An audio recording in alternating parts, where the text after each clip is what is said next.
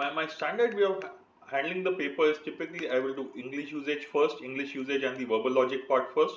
Then I'll do RC, then I'll do LR, and then I will go to quantitative aptitude, do the round 1 questions, do DI and DS, and do the round 2 questions of quantitative aptitude again. Okay, so that is the broad structure that I follow based on my areas of strength. So when I start the paper, first thing I'll do is go scan the paper and see what is broadly the number of questions of each of these areas.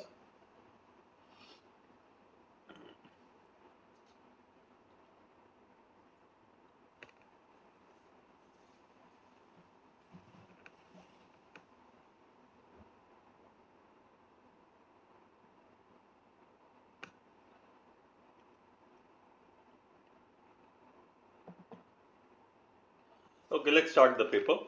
Oh, sorry. Okay, yeah, we'll start the paper now.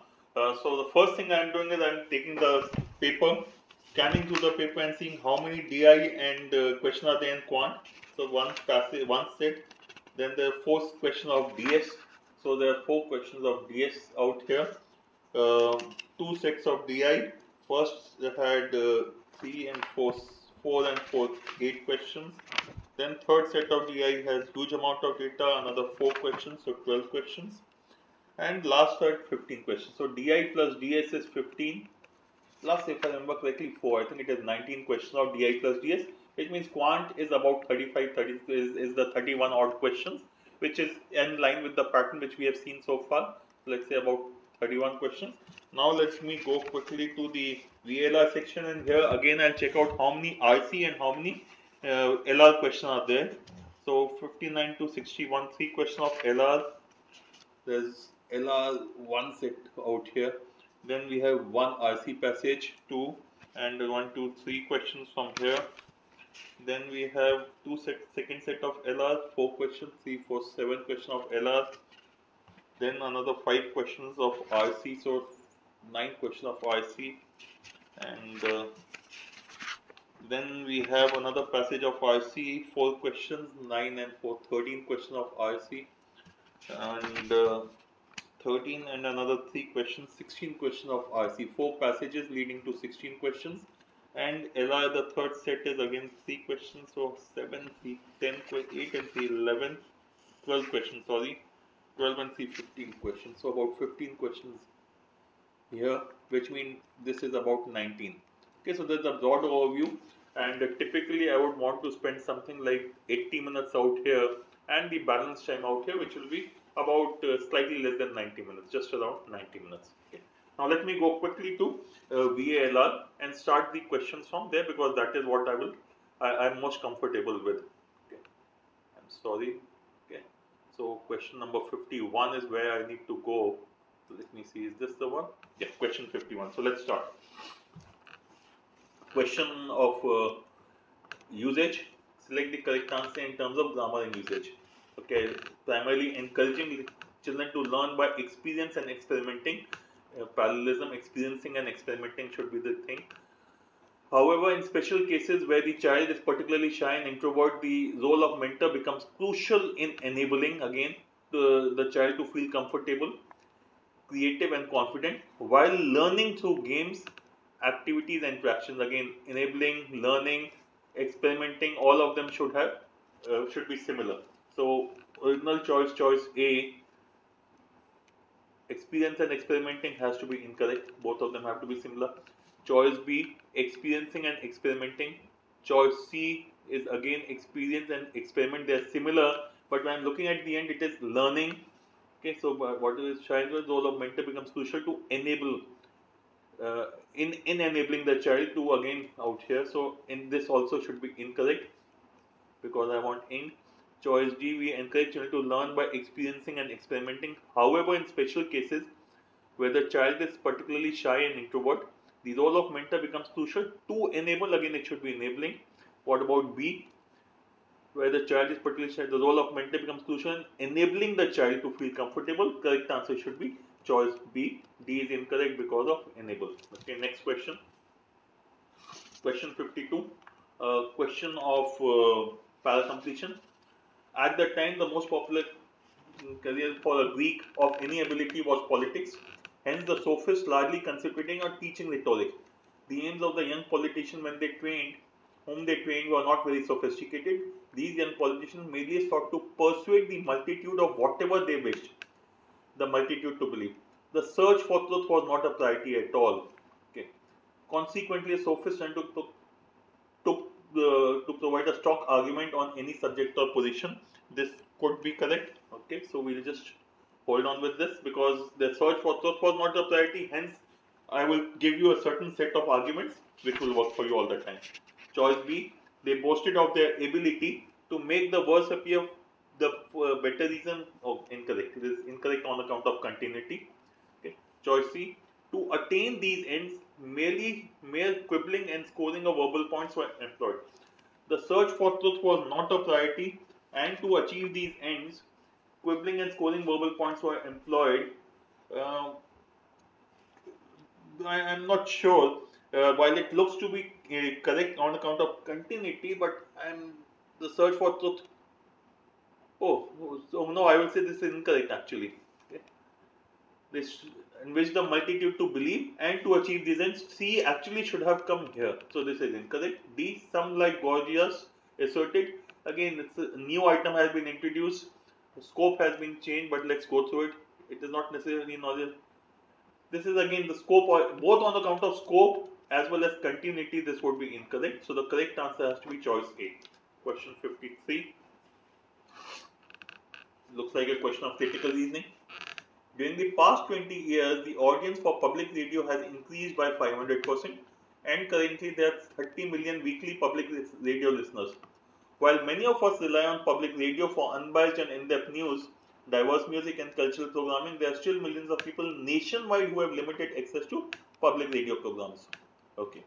So with additional public radio stations and program options, more people would be able to connect to their communities and the world through voice of public radio. Which of the following is true about the statement in the inverted comma? So this statement, it extends the previous paragraph's argument, ending with there are millions of people who have limited access. So with additional public radio stations, okay.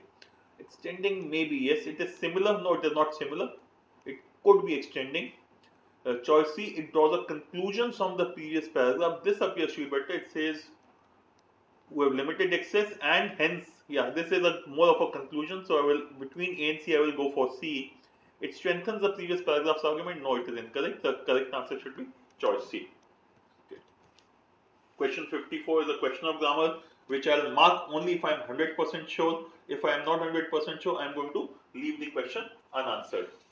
Okay. Given below, okay, so let me go to the statement. The ambiguity of the situation not only amazes the audience, but it also suggests that concerns of such styles of acting is a possibility which has now percolated to the foundation of traditional styles of acting in drama. The potency of short stories has been underestimated by many critics and writers. However, the popularity of this genre confirms its well-deserved and legitimate status in the world of literature and discards all doubts regarding the effectiveness of this genre. Okay, still not sure.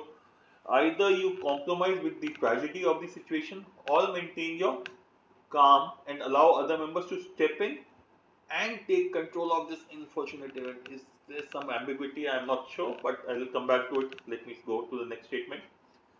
Statement D, the brief meeting provided sufficient evidence to believe apparently that the deal between the multinational corporation and the local suppliers was a futile exercise.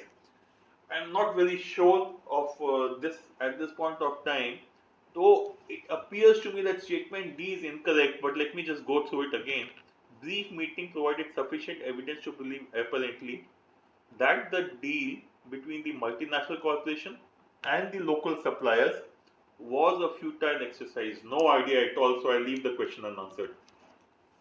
Next question, question 55, fill in the blanks. To have a few things to desire and many things to fear is a miserable state of mind, commonly seen in case of kings, which leaves their mind dash. They have many representations of dash and shadows which make their mind dash. If we are talking about a miserable state of mind, so the mind has to be definitely not happy. Okay, and which leaves their mind dash. okay, which leaves their mind languishing, not sure, percent, reinforced, or is it lassitude? If it leaves their mind reinforced should be incorrect. Okay. Okay, but I'm not very sure about the other three. Languishing seems okay, but I'm not very sure about the meaning of the word percent or lassitude. Should not be correct, but let's just go ahead and look at the second line. It leaves their mind. They have many representation of perils. Could be the top perils and shadows, hazards and shadows, problems and shadows. Okay, which makes their mind. Well, you said no, this should not be the right answer. I'm not sure about that, but this does not seem correct to me. Which makes the mind limpid or uncertain.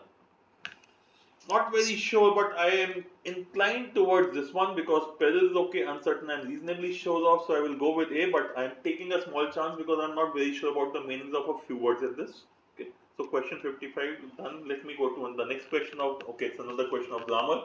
Choose the most appropriate answer. Incorrect. Okay. The chief executive who has come from the finance department and knows far more about balance sheets than pork pies asks what the catch is. The only catch, the guy in the white coat replies that each of the pork pies contains a small amount. This is incorrect. Each of the pork pie, it should have been, so S should not be there, contains a small amount of a toxic ingredient, but there is no so tiny that there is no real. So D is definitely incorrect. That means D is here, D is here, D is here. So that means choice B has to be incorrect because it does not contain D. Let me go to the other statements again. So I am stuck with A, C and A, C and E. Okay. Let me go through these. The chief executive who comes from the finance department, there's nothing wrong with it. But let me look at D, E also, E again and C. Than pork pies. The more about balance sheet than pork pies. Okay, I'm not sure about C. Appears to be correct, but I'm not sure. And similarly with E. But I'm very sure that statement A is correct because it is correct. That means this goes out, and this should be the answer. Again, I've taken a small chance, but I'm reasonably sure that D is correct, D is incorrect, and A is not incorrect. Hence, I'm marking this as the answer. Another question of fill in the blank. The larger than life dash that the international singer had dash the fear and security she always felt. The larger than life image is fine, persona is fine. Okay, this cannot, these two cannot be the words. That the international singer had dash the fear and she felt fear and insecurity. So this has to be, if it's a image or larger than life is a positive, there must be negative, belied or justified. Belied the fear. Okay, it should be belied the fear because this is has to be in a way giving a contrary point from this. Okay, the larger than life persona that international had belied the fear. Okay, yeah. Another question of fill in the blanks. His dash research, accidental research, empirical research could not be, unlikely to be correct. Revolutionary research, groundbreaking. Okay, but let me go to the next one. Research marked the dash of a new discipline in the field of genetic engineering. Nations of, no, not correct. Okay, B we have already eliminated. Revolutionary research marked the yardstick of a new discipline or emergence of a new discipline. D. Okay, 59 to 60 is a LR question, and I'm writing on the rough sheet 59 to 61 LR, and okay, this looks like a kind of a, each student does is also not okay, kind of arrangement or a selection question. Yeah, arrangement comes selection question. A B C D F G H, 8 people. It's arrangement slash selection kind of a thing. Okay, and with 3 questions. We'll come back to it later. Is something which can be done, but we'll come back to it later. Question 62. Parajumble from the one that does not fit the sequence. Okay, odd man out. They are particularly interested in how the Indians' health they are. Okay, changes as they move away from their traditional diet and active lifestyle and become creating goods for salt, sugar, rice, etc. and candy, canned sardines. Yet in the family's open air shelter, Catalina, the wife, is preparing some bland porridge, same bland porridge as other households. This expedition is studying the to document what rainforest diet looks like. I am traveling with Asher Rossinger, a doctoral candidate who's part of the team co-led by biological anthropologist of Northwestern University. Okay, I am a part of a team and this expedition is studying something. Okay, so DC has to be can be together. They are particularly interested. Okay, so DCA appears to be a sequence. A statement B should be the correct answer because it is not talking about the expedition but it's going to do a specific, while the other C are talking about expedition in general. Question 63, another question of para completion. No fewer than 70,000 workers would have been needed to lug limestone blocks from the desert miles away to the building sites of the pyramids, yet there is little evidence that the pharaohs had to coerce their subjects to leave their fields and families in order to build a monument whose completion any single worker would certainly never see. People apparently willingly participate in the pageant of immortality made real, with no hope of a berth for themselves in the tomb. The workers nonetheless must have taken comfort in knowing that their king, their earthly representative, would live on for them in perpetuity. Choice A is incorrect. People just as their fathers would live, no, they will on account of continuity. Choice A is incorrect. King Tut ended this brief experiment. Again, monotheism is out of scope. So on account of scope, I will say this is incorrect. The solemn bearing of these great structures reminds people today of the way. Again, this is out of scope. The topic is not how these structures were created or something else. It's about the way what was the thought process of the people. Okay, choice D should be the answer, but let's look at it. The Egyptian hoi polloi became immortal by proxy. Let's look at the last line again. Taken comfort from knowing that their king, their earthly representative, okay, their king would live on for them in perpetuity, and they became immortal by proxy. So choice D should be the right answer. Okay, first passage of RC, again noting down on the rough sheet. This talks about multitasking, ethos of multitasking. This has got the 64 to 66 three question. So multitasking is something that I am aware of. BBC report on research study and so on and so forth. So this looks like a readable passage. It's more than 2 slides long, so we can look at that. So here I am just writing 2 slides. In the actual paper, I would have counted the paragraphs. Okay. Next, so let's just quickly go to the next one, 66. Okay. Okay. Now we have a para completion question. That structure flourished even though the great historian, some structure has to be there, of philosophy, Paul declared the leap of faith in the standard philosophy survey, of course, such as the giant step taken from Aquinas to Descartes. Okay. Statement B, the canon of early modern philosophy, for one thing, consisted of a handful of white male figures organized like Motown singing groups. Okay, Locke, Berkeley, and Hume formed the empiricist. Descartes, Spinoza, and so this could be the structure that is being mentioned in A. So this structure of okay, let's put go to the next statement. Or to put it another way, it was wherever you looked. Or to put it another way, so some first one way should have been given before this. So A and B are unlikely to come before C. D. In the heydays of the 20th century analytical philosophy, rigidly designated by the true believers as a historical probe of piecemeal issues in logic and language, you didn't have to look far for the answer. Okay. Do philosophers respect the history of their field? Okay. Now, when I'm looking at this, I'm very sure that A and B cannot come before C because talking about it was everywhere. Some way would have been there. So when I'm looking at this, you did not have to look statement D. You did not have to look far for the answer.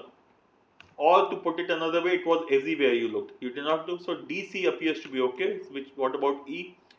Do philosophers respect the history of the field? Okay. So DC, I will say is definitely the combination. Let me just look at the choices. DC, choice A is incorrect. DC is here. DC is here. And DC is here. Okay. The starting point, is it A or E? That structure, flourish. A cannot be the starting point, just a structure, and this structure is possibly here. So I can even say BA should be together, and also E cannot be A cannot be starting point. So if BA have to be together, BA is here, that is fine. BA is not here, and BA is not here. So and E is the starting point. Let me read the statements again. Two philosophers picked history on the field. In the heydays, it's okay, ED, okay, or it was easy way look. Yeah, statement B, choice B is the correct answer. Another question of para completion. And indeed he did statement A. Statement 2. B. In 1960, shortly before assuming temporary post in the English department at University of Birmingham, David Lodge published a novel. So he is possibly David Lodge, but let's go and see further. He was 25 years old. C has to definitely come after B. Okay. Statement D. One critic said that the novel revealed unlimited potential. Another said that the young author had enough material. So one critic said something, another said another thing for more than half a material. Half a dozen books, and I have no doubt that Mr. Lodge will write them all and more. So DEA comes out to be clearly a combination. One critic said something, another said something. He will write all of them and more, and indeed he did. So DEA is a combination that I am looking at. Choice A is incorrect, B is incorrect, C does not have DEA. DEA is here, so let me just look at BCDEA. In 60s, he joined. He was 25 years old. Yeah. So, okay, choice D. Okay, next is the question of LR. 5 statements, 5 friends, mathematical in nature. So this is 16, 9 to 72. So this is about books, friends, Harry Potter. Okay, Harry Potter books. It is all about. I can see those names. 5 statements, and these are somewhat lengthy statements. So I'm not sure if this is worth doing or not, but at this point of time, 59 to 61 seems a better option as compared to this. Okay, 4 questions. Okay, then we have 73, 77 is RC. Contested identity is the title. I have forgotten name. Anthropologist, contested angle. Not a very comfortable passage to read, but 5 questions, 73 to 77. Let me write contested identity. Okay. How long is this passage? 1, 2, 3, almost 4 slides. A long passage, but 5 questions. I may look at it, but not very sure about it as of now. Okay. 76, 77. Okay, 78. Okay. Question of critical reasoning. Peace of mind and heart does not mean acceptance of everything that happens. It does mean letting go of fear. When you live life fearlessly, you experience a kind of peace that permeates every cell of your body, every thought of your mind, every emotion of your heart, every element of your spirit. Which of the following would weaken the speaker's argument the most? Not very comfortable with these kind of questions, but let me go through it. Where there is faith, there is no fear. Which will weaken? It says everything happens. When you live fearlessly, you experience a kind of peace. So if you don't live fearlessly, is what should be looked at. Where there is faith, there is no fear. I'm not sure, but I think they should be incorrect. Choice B, fear helps us to be careful and avoid dangers in life. Okay. Choice C, it is impossible to overcome fear completely. It can only be diminished. Okay. Choice D, one can never be at peace if one tries to suppress one's coping mechanism to danger. One of them being fear. I am not sure. It could be any of these 3. I am not sure, so I'll leave this question. Next question is again the question of para completion. Economic growth in 2007 was driven by the emerging markets. Number of millionaires created by India's red-hot economy grew by 22.7%. China followed with 20.3%, and Brazil with 19.1%. Expansion in the high net worth population. There had been a divergence between the mature and the emerging markets in the second half of the year. Mature economies had significantly slower growth compared to other regions and compared to last year. Okay, so choice A, Chinese stock grew by, no, this cannot be the right answer. This should have come earlier. Now we have moved on to the comparison between mature economies and the emerging, and then saying mature economies have not grown as much. So the answer choice should focus on the mature economies. So A is incorrect. In UK, the market capitalization actually fell. Could be correct, but let me come back to this later. The acceleration in mature markets was supported. As per the paragraph, acceleration is not happening, it is going down. So actually C should be incorrect. The number of dollar millionaires in Eastern Europe grew at 84.3 compared with growth of 73% in Western Europe. Mature economies slower growth rate compared to other regions and compared to last year. Between B and D, I will go with B. because this is giving me a specific example of how the mature economy has gone down, while this is talking about again data which possibly would have been better suited earlier. Okay, so I will go with choice B. Grimm's fairy tale para completion question, as the English language version is usually called, pervades world culture. So far, the collection has been translated to more than 160 languages, again, and so on and so forth. In the United States, book buyers have a choice of 120 editions. As a publishing phenomenon, the Grimm's opus competes with the Bible. The Japanese perhaps has the most ravenous of all Grimm's fans, have built two theme parks here to. So let's go to the choices. In the United States, the Grimm's collection furnished much of the raw material to that helped launch Disney as a media giant. Could be correct because the last statement is talking about Japanese fans have created theme parks and Disney has become a media giant because of this. Could be correct. Let's go look at the other choices. Cinderella and Snow White easily hold their own with new kids on the block with a big bird of that Samson. Incorrect. If this had to come, this should have come much earlier, not in the end. Now we have moved on. Our world seems so technical and cold. All of us need, again, this is a very generic statement, unnecessary moving away from the passage. The right age for hearing these fairy tales is 3 years to after that. Incorrect. Again, we are moved away from the popularity and so on and so forth, and now we are focusing on something else, which is the theme park part. So among these, choice A should be the answer. 81 to 85 is RC, and what kind of passage? Growth product is buggy whip. This is looks like a business passage. Media industry was a growth industry, so a business passage, and got to 4 questions. At this point of time, multitasking in business seem to be the right passages for me. 1, 2, about 3 slides is what it has got. So shorter than the previous passage. Okay. Okay. Next is a question of LR. Participating in tennis tournament. Okay, tournament is not my favorite area, but I know every passage of tournament or set of data of tournament typically has couple of questions can be done without creating the table. So I look at them, but tournament is not my first preference. We'll come back to it later. 90 to 92 is again a passage. 3 questions. The key that we unlock this brain contains knowledge, information, language, which is what complicates statement, physical entities. Not feeling very comfortable about reading the passage. Looks like some kind of psychology, neuroscience, psychology, psychiatric or medical passage. Not my favorite area.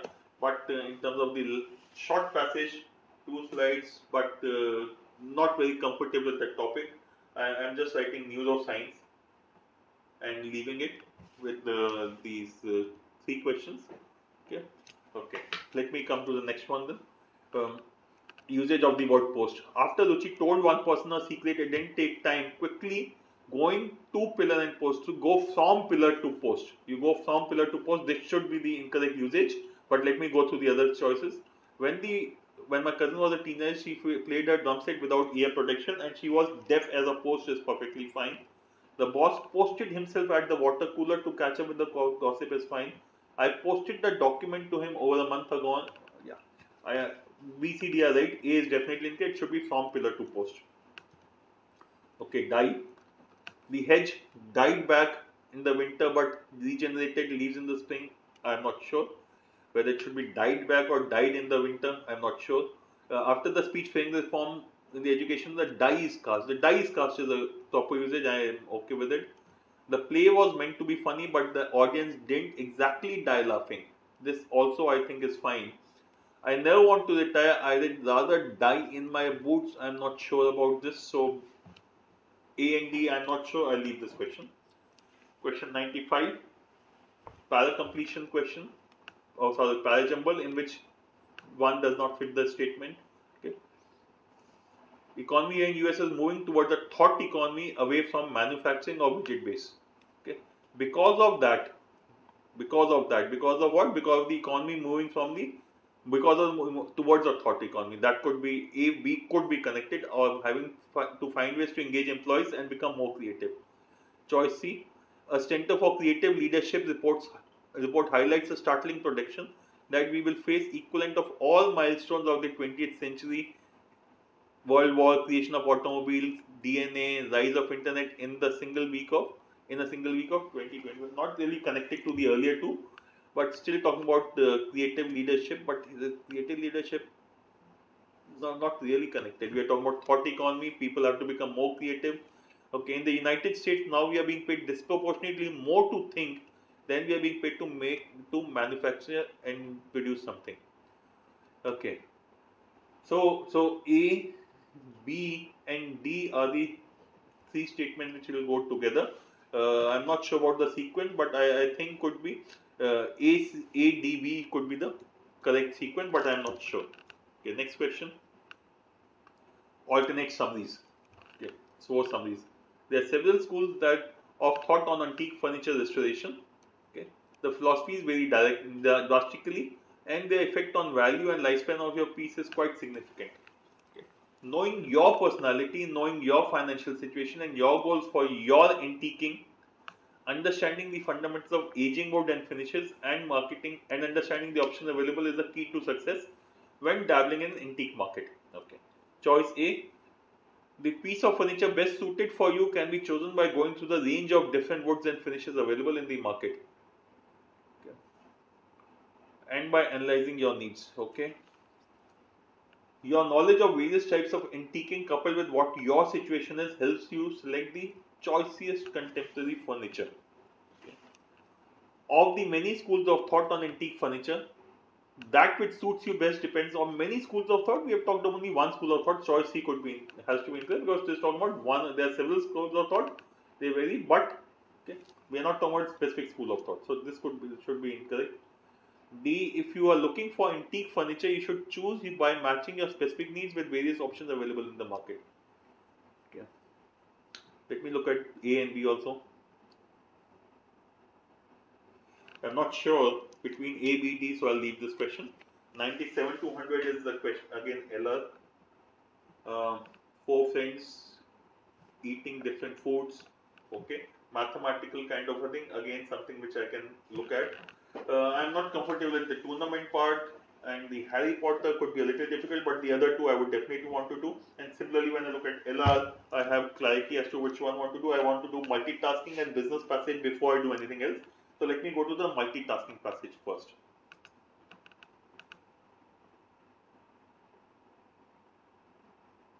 Multitasking is 64 to 66. I'll quickly read the passage.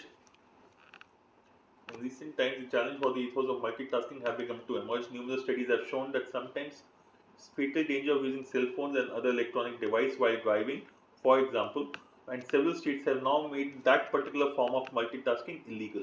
In the business world, where concerns about time management are perennial, warnings about workplace distractions spawned by multitasking culture are on the rise. In 2005, the BBC reported on a research study funded by HP and conducted by Institute of Psychiatry at the University of London that found workers distracted by email and phone calls suffer a fall in IQ more than twice that found in marijuana smokers. Okay, the psychologist who led the study called this new infomania a serious threat to workplace productivity. Multitasking might also be taking a toll on the economy. One study of researchers in the University of California monitored interruption among office workers. They found that workers took on an average of 25 minutes to recover from interruptions such as phone calls or answering email and return to their original task. Discussing multitasking with New York Times in 2007, Jonathan, an analyst at the business research firm, estimated that extreme multitasking information overload cost US economy $650 billion a year in lost productivity. To better understand the multitasking phenomena, neurologists and psychologists have studied workings of the brain. In 1999, chief of the cognitive neuroscience at National Institute of Neurological Disorder and Stroke used functional magnetic resonance imaging scans to determine when people engage in task switching, that is multitasking behavior. The flow of blood increases to a region of the frontal cortex called Brodmann area 10. The flow of blood to particular regions of brain is taken as a proxy of indication of activity in those regions. Okay, that is presumably the last part of the brain to evolve and the most mysterious and exciting part. Gruffman told New York Times, adding with a touch of hyperbole, it is what makes us most human. It is also what makes multitasking a poor long-term strategy for learning. Other studies, such as those performed by Rene Maurice, have used fMRI to demonstrate the brain's response to handling multiple tasks. He found that evidence of response selection bottleneck that occurs when the brain is forced to respond to several stimuli, and so there's a response selection bottleneck. As a task switching leads to time loss as brain determines which task to perform. Psychologist David Meyer at the University of Michigan believes that rather than bottleneck in the brain, a process of adaptive executive control takes place which schedules task processes appropriately to obey your instructions about the relative priorities and serial order as he described to new scientists. Unlike many other researchers who study multitasking, Mayer is optimistic with the training that with training that the brain can learn to task switch more effectively, and there is some evidence that certain simple tasks are amenable to such practice. But his research has also found that multitasking contributes to the release of stress hormones and adrenaline, which can cause long-term health problems if not controlled, and contributes to short-term loss of memory. So, okay. Look at the questions. According to the passage, Broadman Area 10 constructs the human characteristics inherent in us. No, it does not. Is esoteric but functional. I will go back and check out. Hinders multitasking. No, blood flows there, so it cannot be hindering. Is it B or D? Let me go back and check out Broadman Area 10. Where was it? Yeah, it is here. Flow of blood goes to that region. Proxy. This is about mysterious and exciting part. So it is esoteric. Okay, with a touch of adding with a touch of hyperbole. This is what makes us most human. So it makes us so it's esoteric. It facilitates multitasking. I'm not sure. Let me go back to the other questions, but I'm not sure, and hence I'm leaving this at this point of time. Which of the following is least likely to be inferred from the passage? The area of brain known as frontal cortex facilitates multitasking. Does it facilitate multitasking, or it is? We'll come back to it. Okay. There is visible incongruity in the views of Rene Morris and David Mayer. Yes, this can be easily inferred. So this cannot be the answer. The last couple of paragraphs say that clearly. Multitasking contributes to interruption in the workplace and to short-term memory loss. This has also been clearly mentioned in the passage. So this cannot be the answer. Marijuana doesn't impair one's IQ as much as multitasking does. Specific data, let me just go back and confirm where was marijuana. It was somewhere in the beginning of the passage. Yeah, we have marijuana here. Workers distracted by email, phone calls suffer IQ more than twice that found in marijuana smokers. So marijuana is less harmful as compared to multitasking. So D again can be inferred, and this cannot be the answer. So the answer should be A. But then now let me just go back. If I remember the previous question, the two choices were Broadman area 10 facilitates multitasking, is esoteric but functional. Esoteric is fine. I was not sure about the functional part. And the other thing facilitates multitasking. Now, if this question, this is least likely to be inferred, that means D cannot be the answer. So based on the next question, I will go ahead and mark B as the answer. 66. The author's viewpoint concerning multitasking seems to be objective. No, he's giving by and large only one side of view, and he's also not happy with the point of view of David Myers, who was giving the opposite point of view. Apathetic, no, he's concerned about it. Captious means critical, whimsical, and so this could be yes, he's not happy with it, he's finding cribbing about it. Yes, that could be the answer. Distrusting, no. The correct answer should be C. Okay, next let me go to the other passage which is on business, the 81 to 85. So let me go to passage which was question 81 to 85. I think it should be somewhere here. Okay. Okay. The passage on business. Today's growth product is tomorrow's buggy whip. And often management does not seem to realize it. A company must learn to think of itself not as producing goods and services but as buying, creating and satisfying customers. This approach should permeate every nook and cranny of the organization. If it doesn't, no amount of efficiency in operations can compensate for the lack. Marketing myopia is not easy to overcome, but unless it is an organization cannot achieve greatness. This is the lesson learned by many companies in many industries, including the glamorous growth industries.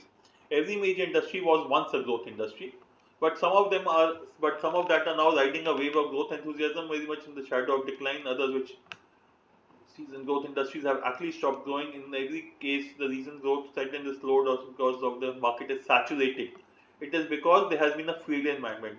Okay. The failures at the top, executives responsible for it in the last analysis are those who deal with the broad aims and policies. Railroads did not stop growing because of the need of passenger and freight transportation decline. They grew. That grew. The railroads were in trouble today not because the need was filled by others, but because it was not filled by railroads themselves. Okay, so railroads should have become transporters rather than this. They let their customers taken away from them, and they because they assumed them to in railroad business rather than in transportation business. Reason for they define the reason they defined the industry correctly was because they were railroad oriented instead of transportation. So product oriented instead of industry oriented. Okay. Okay. Generally, all the established film companies went through the drastic reorganization. Some were disappeared. All of them are got in trouble because of TV's inroads, but because of their own myopia. Okay. As with the railroads, Hollywood defined the business incorrectly. It thought it was in the movie business when it was actually in the entertainment business. Movies implied a specific limited product. This produced a fatuous contentment, which from the beginning led producers to view TV as a threat. Hollywood scorned and rejected TV when it should have welcomed it as an opportunity to expand entertainment business. Today, TV is a bigger business than the ordinarily defined movie business ever was. Would Hollywood have gone through the fiscal purgatory that it did if it had been customer oriented, providing entertainment rather than product oriented? What ultimately saved Hollywood was accounted for a reason. The reason was the wave of young writers, directors whose previous success had decimated old movie companies and toppled big movie moguls. There are other less obvious examples of industries that have been and are now endangering their future by improperly defining their purposes. I shall discuss many in detail later and analyze the kind of policies that lead to trouble. Right now, we may help to show what a thoroughly customer-oriented management can do to keep a growth industry growing, even after obvious opportunities have been exhausted. And here there are two examples that have been around for a long time. They are nylon and glass, specifically DuPont and numerous company and DuPont and Corning Glassworks. Both have great technical expertise. Their product orientation is unquestioned, and this alone does not explain their success. After all, who was more product oriented and product conscious than the erstwhile New England textile companies? And they have been thoroughly massacred. The DuPonts and the Cornings have succeeded not as a product of research creation because they have been thoroughly customer oriented also. It is constant watchfulness or to apply technical know-how. Without a very sophisticated eye on the customer, most of the new products would have been wrong, their sales method useless. Okay, let's go to the questions. This is the lesson learned by many companies in the industries, including most learners. What lesson does the author talk about? Let me just quickly go back. It was somewhere in the beginning of the passage itself. Okay, marketing myopia not easy, but unless you overcome marketing myopia, or you cannot achieve greatness. This is the lesson learned, that you have to overcome marketing myopia, become customer centric rather than product centric. That today's new economies are no, this is must have great technical competence. No, company should simply be product oriented, backed by great technical. No, incorrect. In order to achieve greatness, it must learn how to satisfy customers. Next question. The reason they defined their industry wrong was because they were railroad oriented instead of transportation oriented.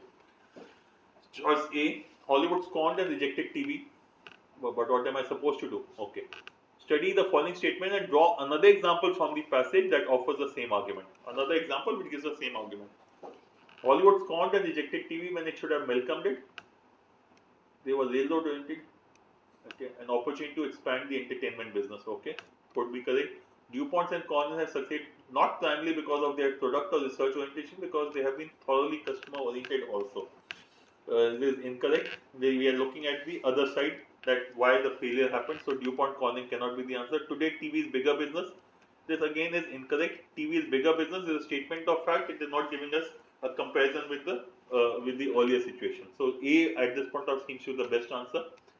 Had Hollywood been customer oriented rather than product oriented, would it have gone through the financial purgatory that it did? So answer is either A or D. Both of them are talking about they were railroad oriented instead of transport oriented. So here we are talking about the specific industry and the product as an opportunity to expand the entertainment business. I am not sure. So A and D, I will leave this question. I am not sure of the answer. Which of the following options cannot serve as a statement argument to define customer-oriented approach and or strengthen the case for the customer? Which cannot serve to define customer-oriented. Customer-oriented approach demands a strong concern about customer. Uh, this can be customer-oriented or it can strengthen the case. Okay. Prior research and analysis of customer profiles and behavior must be done before development and new products. Okay. Lack of customer orientation leads to marketing myopia, which no amount of efficiency can ever compensate for. Okay.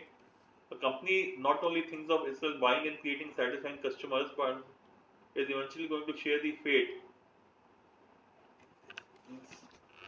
Again, okay, let me just read the question again. To define customer-oriented approach or to strengthen the case of customer. So we are looking at customer-oriented approach. The what process? Okay.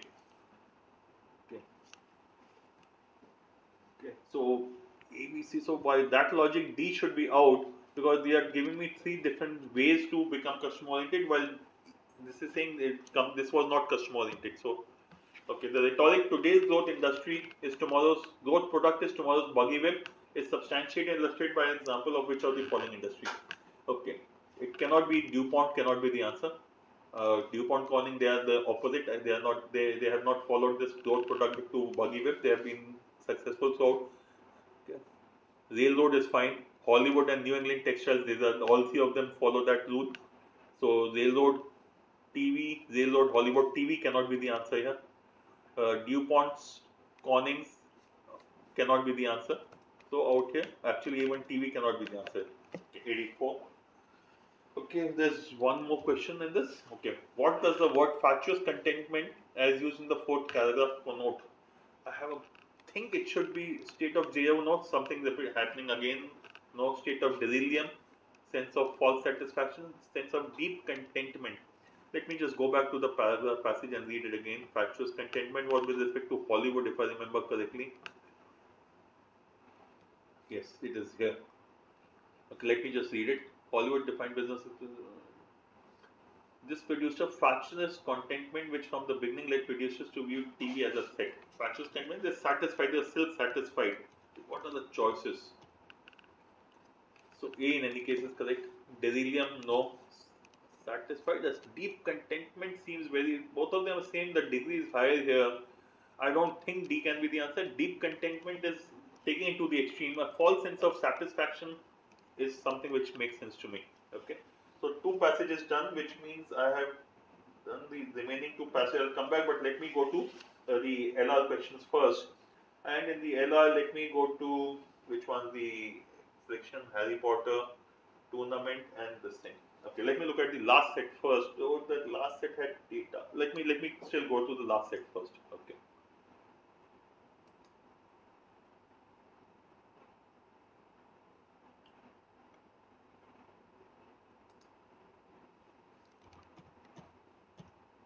Okay. Mathematical set. I'm just taking it. Could be a little difficult, but let me just take it up. Four friends A, B, C, D went to this thing, and I have 2 hours. Okay. I have need 90 minutes for quant and DI. That gives me about 40 minutes, 35 minutes more. Okay. ABCD went to food corner named the Lead Fast Food, which is known for its items samosa, kachori, jalebi, imrati to have some snacks. Each of the four friends selected 2 items out of the 4 items and then 2 pieces each. Okay, 2 items and 2 pieces each. No 2 friends had the same combination of the 2 items. The per piece prices of the 4 items of 5, 6, 4 and 5.5, not necessarily in the same order. Okay. So we have A, B, C, D. Okay. And okay, they make statements, the details of which are given in the next one. Okay, let me just write down 4, 5, 5.5 and 6, and then we have samosa, kachori, jalebi and imrati. Okay. One of the items I had was costly. So the four statements are there. 2 statements are there about each of them. Later on, it was observed that out of the 2 statements made by each friend, one was false. Okay, one false, one true. Whereas the other statement was true. If the any statement made by any of the 4 friends gives more than one information, then all information in the statement is either true or all information is correct. So multiple information means either all right or all wrong. let me go to the statements and see where do I find the contradiction. Okay. Statement one of A. One of the items that I had was the costliest out of the 4 items. Okay. Statement 2. D spent a total of 20 rupees and did not have a jalebi. So 20 rupees means 6 rupees and 4 rupee item. The other were 5 and 5.5 if I remember correctly. Yeah, 4, 5, 5.5 and 6. So 20 is possible only if you have 2 each of 4 and 6 rupee item. Okay, so statement 1 of B. I spent the maximum possible amount at the food corner. Maximum possible amount will be 23. 23 is on account of 6 and 5.5 into 2. Okay. Statement 2. I spent a total of 18 and one of the items that, sorry, A spent a total of rupees 18 and one of the items he had was the costliest of the 4 items. 18 will happen with 4 plus 5. 4 plus 5, 18 is 4 plus 5 into 2, 9, which makes it 18. And one of the items that he had was costliest of the 4 items. So this statement is false. Statement 2 is false because 18 is 4 plus 5. The costliest item 6 rupee item. Okay. Okay, so this is false. That means this should be true. Okay. D did not have samosa as well as jalebi. The cost of kachori was 6 rupees. Okay. I had samosa. The cost of which was 5.5 rupees is what D says. D is saying we spent a total of 23. 23. Yeah. Statement B1 is that. So this should also be true. So this is true and hence this is false. Okay. Now let's look at the remaining statements and see which one would be the most expensive, which of the two are the correct items, statements. One of the items that I had was costliest of the 4 items. A spent a total of 18 is false. Okay. And one of the items that he had, so A has been mentioned here, let me see if I have something. 18, one of the items he had was costliest of the 4 items. So this is false and that he's offer A took the costliest item is false. So that means A did not have the costliest item. So statement A1 is also false because one of the items are the costliest item. Since this is false, this should also be false. So this should be true. D spent a total of 20 is true and he did not have a jalebi. So 6 and 4 did not have a jalebi. C says D did not have samosa as well as jalebi. D did not have samosa. D did not have jalebi is true. That means C saying that D did not have jalebi and kachori, samosa, jalebi he did not have is true. So this should also be true. So this is true and this is false. Okay. Now let me make the table. So we have the 4 friends A, B, C and D. And the 4 food items there with them are samosa, kachori, samosa, kachori, jalebi and imrati. Okay. Now let's start putting in the data based on the statement. Okay. A first statement we can't do anything. Statement 2 says D spent a total of 20 and he did not have a jalebi. D did not have a jalebi and he spent a total of 20 rupees. 20 rupees can happen only if it is 6 and 4 rupee item. So he had a 6 rupee item and a 4 rupee item. So statement 2 we have taken. Statement B1, I spent the maximum possible amount at the food corner. So B has spent 23 rupees and we know that is possible only with 6 plus 5.5. Statement B2, A spent a total of 18 rupees, that is, and one of the items that he had was costliest among the 4.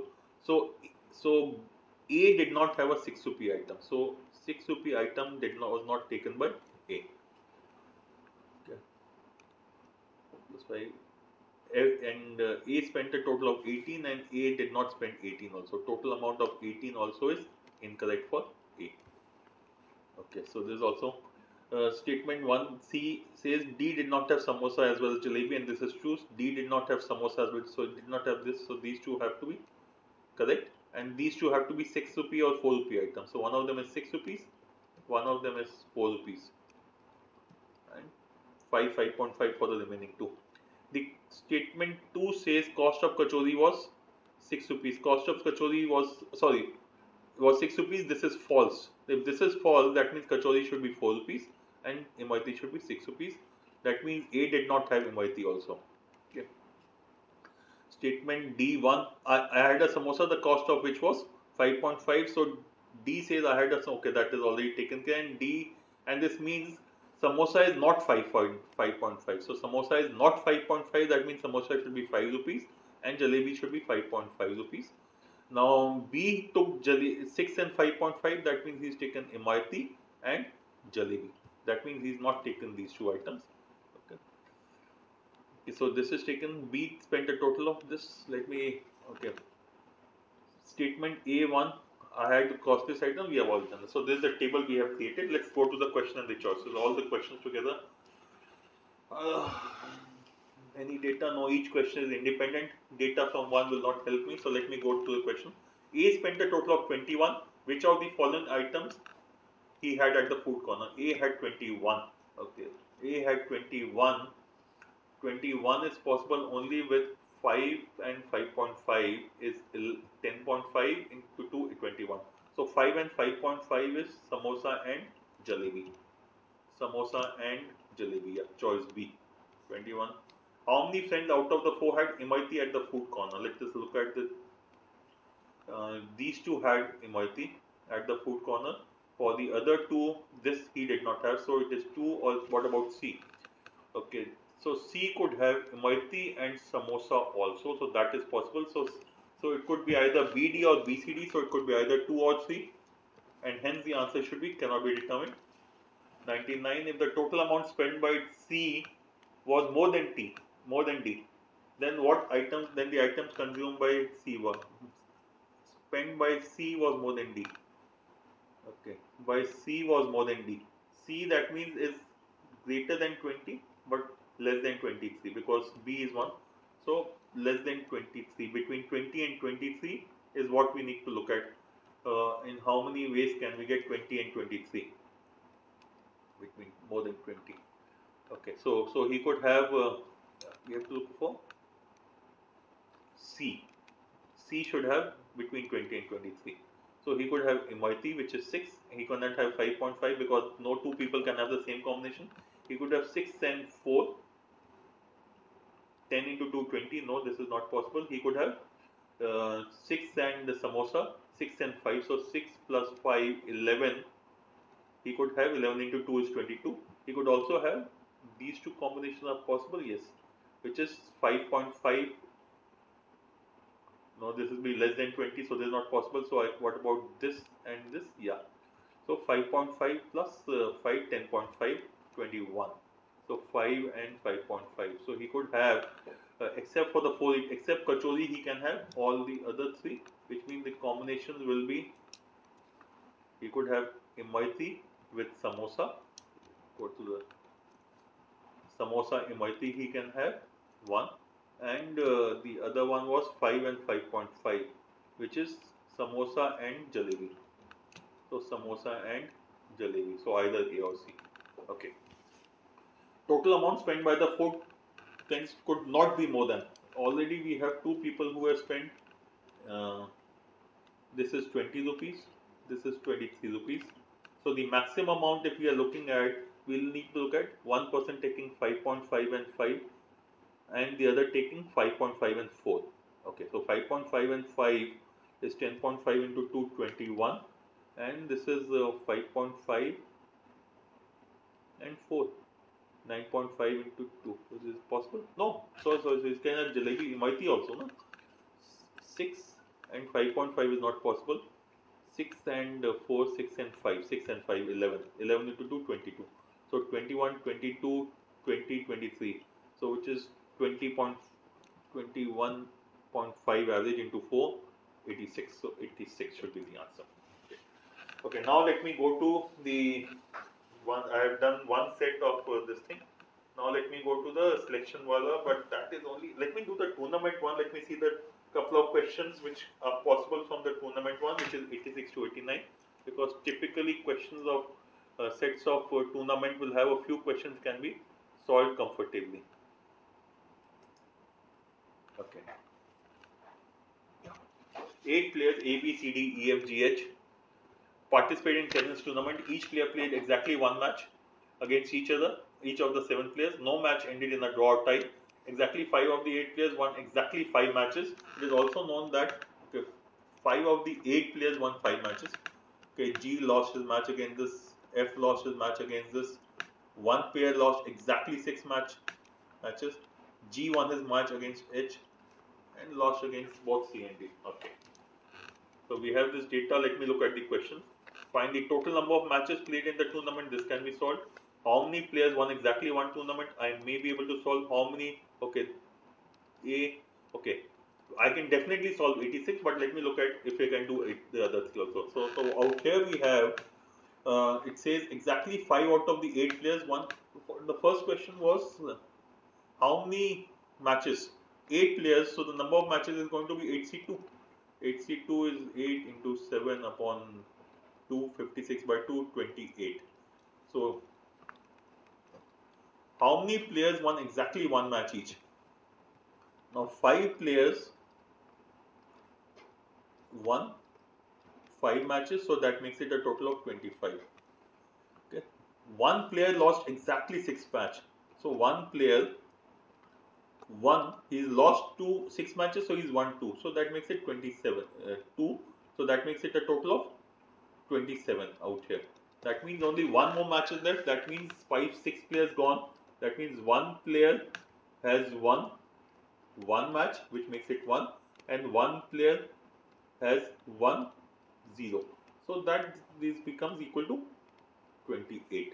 So 0. So one player has won one match and one player has won 0 match. How many players won exactly one match each? It has to be 1. How many matches did A win in the tournament? How many matches did F win in the tournament? Let me look at these two. Okay, how many matches did A win in the tournament? Let me just clean up the slide because in the rough sheet I have space. Here I don't have sufficient space. Okay, how many did A win? Okay, G. Okay, let me put it this way: 1 and lost. A and F. Let me look at only A and only F. G lost his matches. G has lost 4 matches. That means G has either won 0 or 1. That means G has won either 0 or 1 or 2 matches. He's definitely not 5 matches because he already lost 4. Okay, F lost his match against A. F lost his match against A. So A, but won against G. So F has won. I definitely not F has. So when I'm looking at F and A, the number of matches each one of them can win is 0, 1, 2 or 5.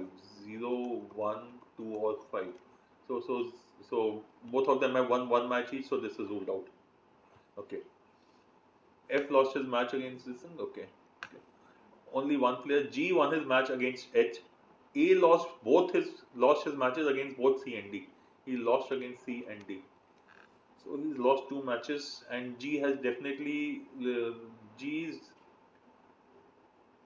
either 0 or 1 or 2.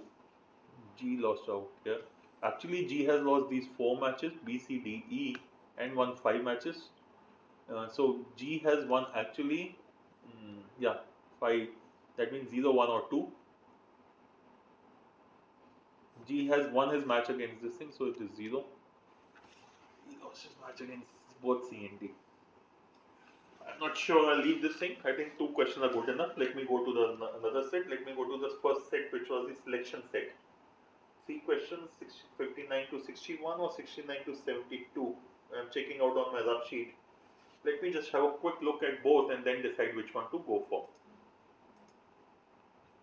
We have 59 to 62 and 61 and 69 to 70. Let me just check up 69 to 72 first. Okay. Large amount of data.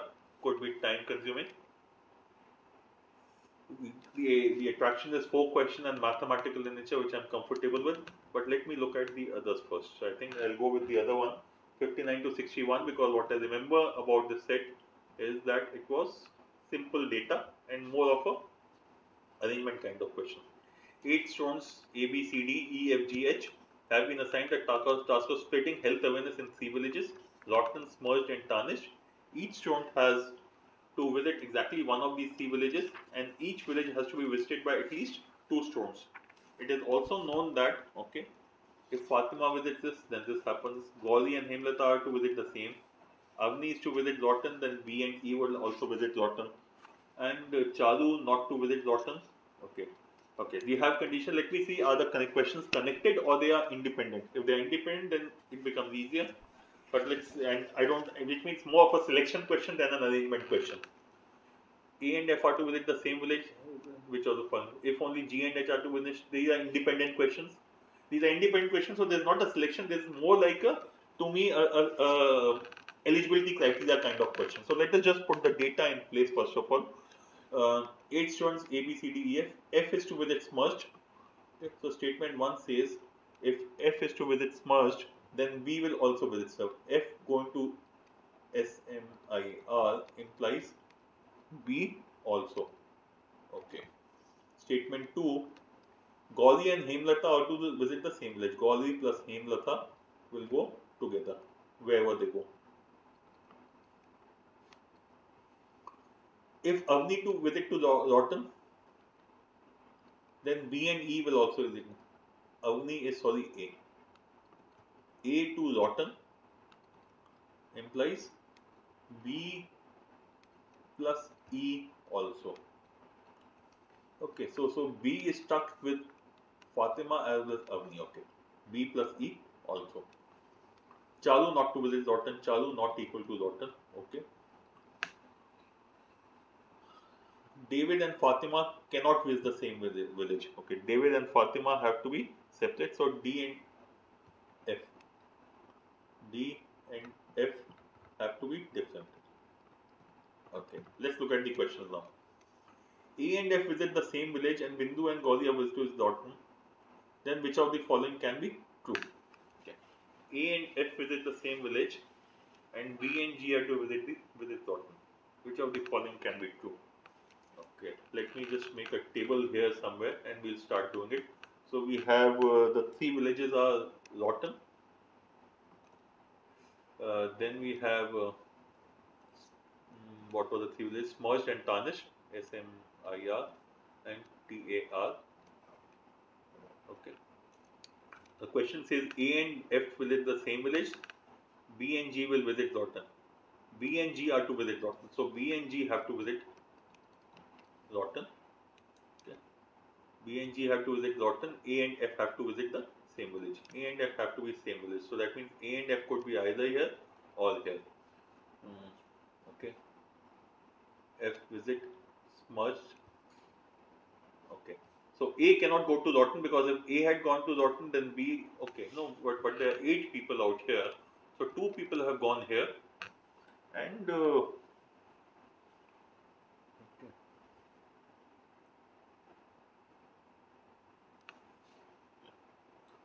okay, B plus G. Let me just go through it again. B and G are to the Lawton. AF and the same. Okay, A and F have to be together. So AF can be here, or AF can be here, or AF can be here also. But Chalu will not go to Lawton, so Chalu has to be either here or Chalu has to be here. B and D have to be together. A goes to Lawton, then B and E.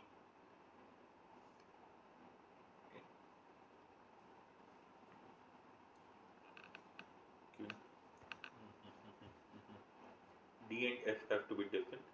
So if A is here, then D will have to be here. GH have to. Oh, GH have to be together. I missed that. So B plus G will come here and H will also come here. G and H have to be. So 3 people are already there. Now if A comes here, can A come to Lawton? If A comes here, then B, E. Then there will be 5 people. Each village has to be with at least 2 stones. So A cannot go to Lawton because if A goes to Lawton, there will be a total of 5 people. So A has to be. So now I have BGH, 3 people are here. Okay.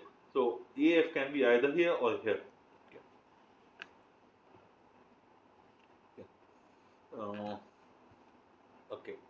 If F goes to smudge, then BF. So F comes here. So then B also. So AF cannot be here because if F goes to smudge, B will have to go to smudge, but B is going to Lawton. So AF will happen here. Okay. So AF happens here. Now let me look at Chalu. Chalu cannot go to Lawton, but Chalu can go to each of these two places. Okay. Now out of these we have taken care of A, B, C, A, B. Okay.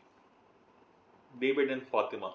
Okay, cannot visit the same village since F is here, so D will have to come here. 2, 3, 4, 5, 6. So 7 and 8. A, B, C, D, E is missing. F is here. G, H. So C and E need to be placed. Okay, to be here. Okay. So any problem with E? Okay, E can go to any other places. Chalu cannot go to Lawton, but he can go to any of these. So let me look at the choices. Okay. David is to visit Tarnished. David cannot visit Tarnished. Choice has to be A, has to be incorrect. 4 students are to visit Tarnished. Okay. 4 students have to visit Tarnished. I'm sorry. 4 students have to visit Tarnished. Tarnished cannot be more than 3 because 2 people are 2 and between Chalu and E 1 person has to be because this has to be 2. So 3 plus 2 5 and 3 8. Yeah, that's the maximum. So 4 people cannot visit Tarnished. Fatima is to visit Lawton. Fatima is to visit Lawton is incorrect. Fatima has to go to Tarnished because B and F were A and F were together. That means C, D, E are to visit the same village. By elimination of choices, C, D, E, well, I have not been able to get the answer exactly, but by eliminating the others, I can be sure about this. Question 60, only G and H are to visit Tarnished. Which of the following? Okay, G and H have to visit Tarnished. Okay, let me just do it again. So Lawton, Smudged, Tarnished. Only G and H will visit Tarnished. Okay, G and H will visit Tarnished. Only G and H will visit Tarnished. Which of the following completes the student who can visit Lawton? Okay, that means who can visit Lawton, which means I need to maximize the number of people who will go to Lawton since 2 have to go to each. That means I can look at 4 people going to Lawton provided all conditions are satisfied. Now I can go, if A goes to Lawton, B and E will also go to Lawton. So let me put A, B, E together.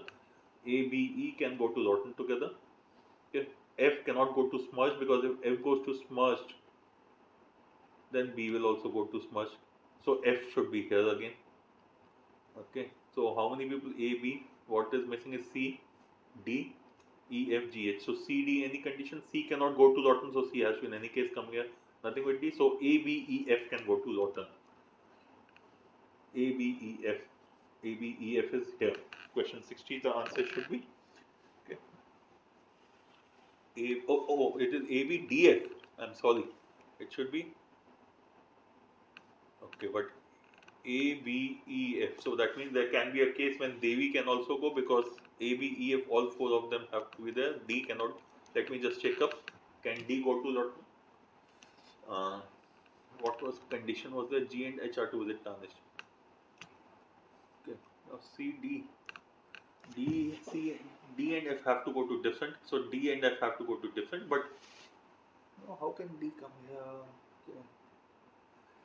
Sure, D and F have to go to different. So if F goes there, but if F comes down here, yeah. But if these people come down, then yeah, it is possible.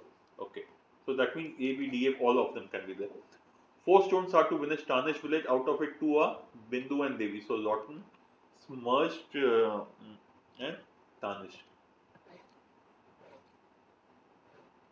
Okay. 4 stones are to finish Tarnished. Out of it, 2 are Bindu and Devi. Tarnished is Bindu and Devi. 4 people have to be here. That means 2 have to go here and 2 have to go here. Okay. Which of the following can never happen? Okay. Let me just look at the cases now. Chalu cannot go to Lawton. Chalu cannot go to Lawton. That means Chalu could go to any of the other places. But let me just write down the names also. So B and D have been taken care of. What will be A, B, C, D, E, F, G, H. Let me start putting people there. Okay. F goes to Smudged. B also goes to Smudged. So F cannot go to Smudged because if F goes to Smudged, B will. So F will come here definitely. Okay. F goes to Smudged, B also goes to Smudged. G and H have to be together. If GH have to be together, that means GF will have to be here, and they can also be here actually, because 4 people are possible. So GH will be either here or here. Okay. So GH R2 with its merged, yes, this can happen. Which of the following can never happen? G and H can with its merged can happen. GH can go here and here both. E has to with its merged. Let me just go back. Okay. A goes to rotten, then B and E will also go to rotten. So A goes to rotten, then B and E. So A cannot go to rotten. A will have to go to merged because B is already in tarnished. So A will have to. Charu and Avni are to visit the same place. I don't know. Let's come back. Charu to visit tarnished. Ela to visit merged. Okay. Now we know Charu cannot go to rotten. Charu cannot go to rotten. That means Charu will have to come either here or here. Okay. And G and H together, A to rotten, B, C and D and F have to be different. Okay. So D and F are taken care of. Okay. So we have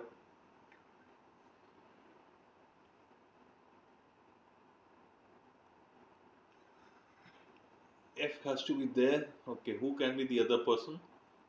A cannot be there. So what we have out here is in rotten we need at least 2 people. So if these 2 are here, then A and F has. So one case could be A and F out here. Okay. Uh, so we can AF, GH. So A, B. So we'll have then CD out here. C, D, E. Any problem with C and D being together? C and D being together, there is no problem. Please, I can't see any. Okay. E2 with its merged. Okay. The other thing could be BD here and GH here. Okay. BD here, GH here. Chalu in any case can be only in these 2 places. And F has to be here. Okay. And can I have A out here? Yeah. Because if C is if GH has come here, then AC have to be, C will have to be here, A has to be here. Chalu and Avni have to visit the same village. This one is coming out to be difficult. It's come out with taking time. Chalu to visit Tanish. Chalu can visit Tanish, that is not an issue. Chalu and Avni visit the same village, or E visit to visit. Okay. E can visit first, can never happen. And E has to visit the same. Chalu and Avni. Chalu and Avni are to visit the same. Chalu and Avni. Can E come here? Maybe I've made a mistake here, or have I made a mistake here? Okay, I'm not sure. Let me just go back again and see.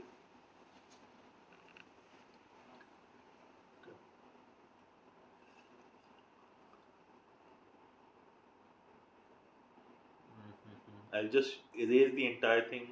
Let me just try doing it on the paper. Okay. Okay, FA.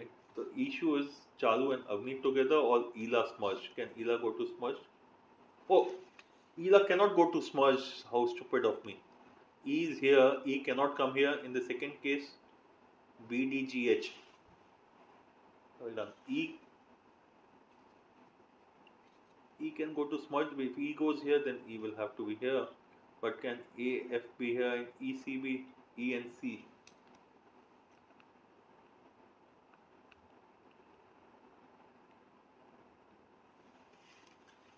I'm not able to get it, so I'm just leaving this question, because when I'm working also I'm still not able to get the answer, so I leave the question unmarked, and do I have sufficient time? So what I have done is I have done 2.5 passes of RC of 2.5 sets of LR, 2 passes of RC.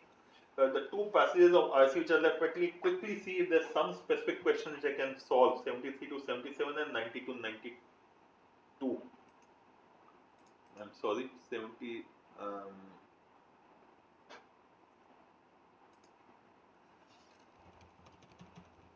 Okay. Let me I'm just looking if there's a specific question to answer, otherwise I'll move to DI, QADI.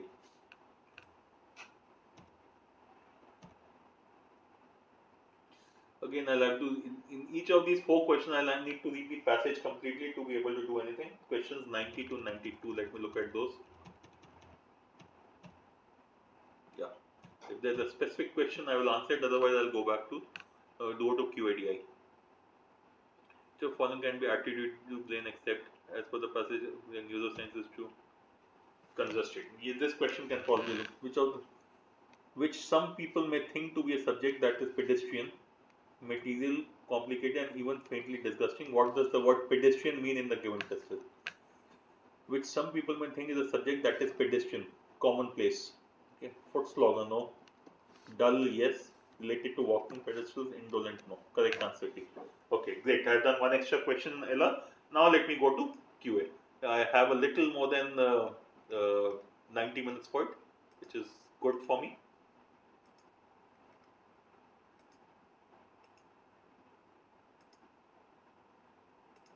Okay. All original number formed as prime factors, none of them. R2, we'll see if I have time in R2. Kind of question which I take a little time in understanding. Questions of percentages, something which I am very fond of, so I'll look at doing it now. We move. Okay. Product A is 25% cheaper than product B and 25% dearer than product C. Okay. Rahul bought 1 unit of each of the 3 products, sold all of them. If the total amount realized by selling the 3 products was thrice the price of product B, what is the percentage gain made by him? So ABC 25% cheaper than product B. So let B be 100, A will be 75, and 25% dearer than product C. That means C is 5 by 4 of A is 5 by 4 of C, so 4 by 5 of 75 is 60. So his total cost price is 235. He is selling it at thrice the price of product C, so 300 rupees. So 65 upon 235. Choices. This is wrong. This is wrong. 65 into 2, what? 230, 130, 260. This is greater than 25%. Choice D. Okay. Question of time, speed, distance. Straight away round to question for me. Okay. Question 4. Sn is a sequence of even natural numbers. The first of which is m. The average of the first 5 terms of the sequence is a. When m is divided by 3, remainder is 1. The average of the first 7 multiples of 3 in the sequence. Round 1 question. I will use SQC, which means I assume a value. When m is divided by 3, the remainder is 1. So let me take m to be equal to 4. So the sequence will be 4, 6, 8, 10, and so on and so forth. Yeah. It is first 5 terms, 4, 6, 8, 10, 12. Yeah. The average of the first 5 terms, so a is equal to 8. The average of the first 7 multiples of 3 in the sequence. First 7 multiples of 3 in the sequence. The first will be 6, next will be 12, next will be 18, 24, 30, 1, 2, 3, 4, 5, 36, and 42. This will be middle term 24. So the answer has to be 24. Now a is equal to 4. So this becomes 14, incorrect. M is 8, 19, incorrect. A is 8, 8 plus 20, 28, incorrect. 16 plus 8, 24, correct answer. Question 5. X square minus 6x plus gent of x minus gent x minus x plus 1 plus 6 is greater than or equal to 0, where gent x denotes the greatest possible integer less than or equal to x. Which of the following is not a possible value of x? Okay. Again, round 1 SQC technique will work here. I will convert these into numbers. 3 plus 2 root 2 plus root 2 is 1.4, so 4.4, 6.7, 2 minus root 2, 0.6, and 7 minus 1.75, 5.3. Now let me check the choices. So let me check this. How much will this be? 4.4, that means this will be 4, minus 4.4, minus 0.4, plus 1, so 0.6. So this is 0.6. So for 4.4 I am checking. X square 4.4 square 45 square is 2025, 4 5 20, 45 square minus 91. So that means the 1925 plus 45 square is 2025 minus 44 minus 40 minus 89. So minus 100 plus minus 100 plus 11. So 2025 minus 100, 1925, 1936. So that is 19.36. 6x will be 6 into 4, 24 plus 2.4 is 26. 19.36. Then we have 6 into 4.4, 24 plus 2.4, 26.4. This came out to be plus 0.6. Is this greater than equal to plus 6 also? Now what is this? 19 and 0.6, 19.96, 19 and 6, 25.96 minus 26. So this is going to be less than equal to 0. This is correct. So this should be the answer. But let me just check out one more just to be sure. 6.7, 2/3, 6 square of 6.7 is 2/3, 2 by 3, 2 by 3 or 20 by 3, 400 by 9, okay, which is about 400 by 9, okay, 6. Okay, so 6.7, this will be 0.7, 6 minus 0.7, so this is plus 0.3, okay, 66.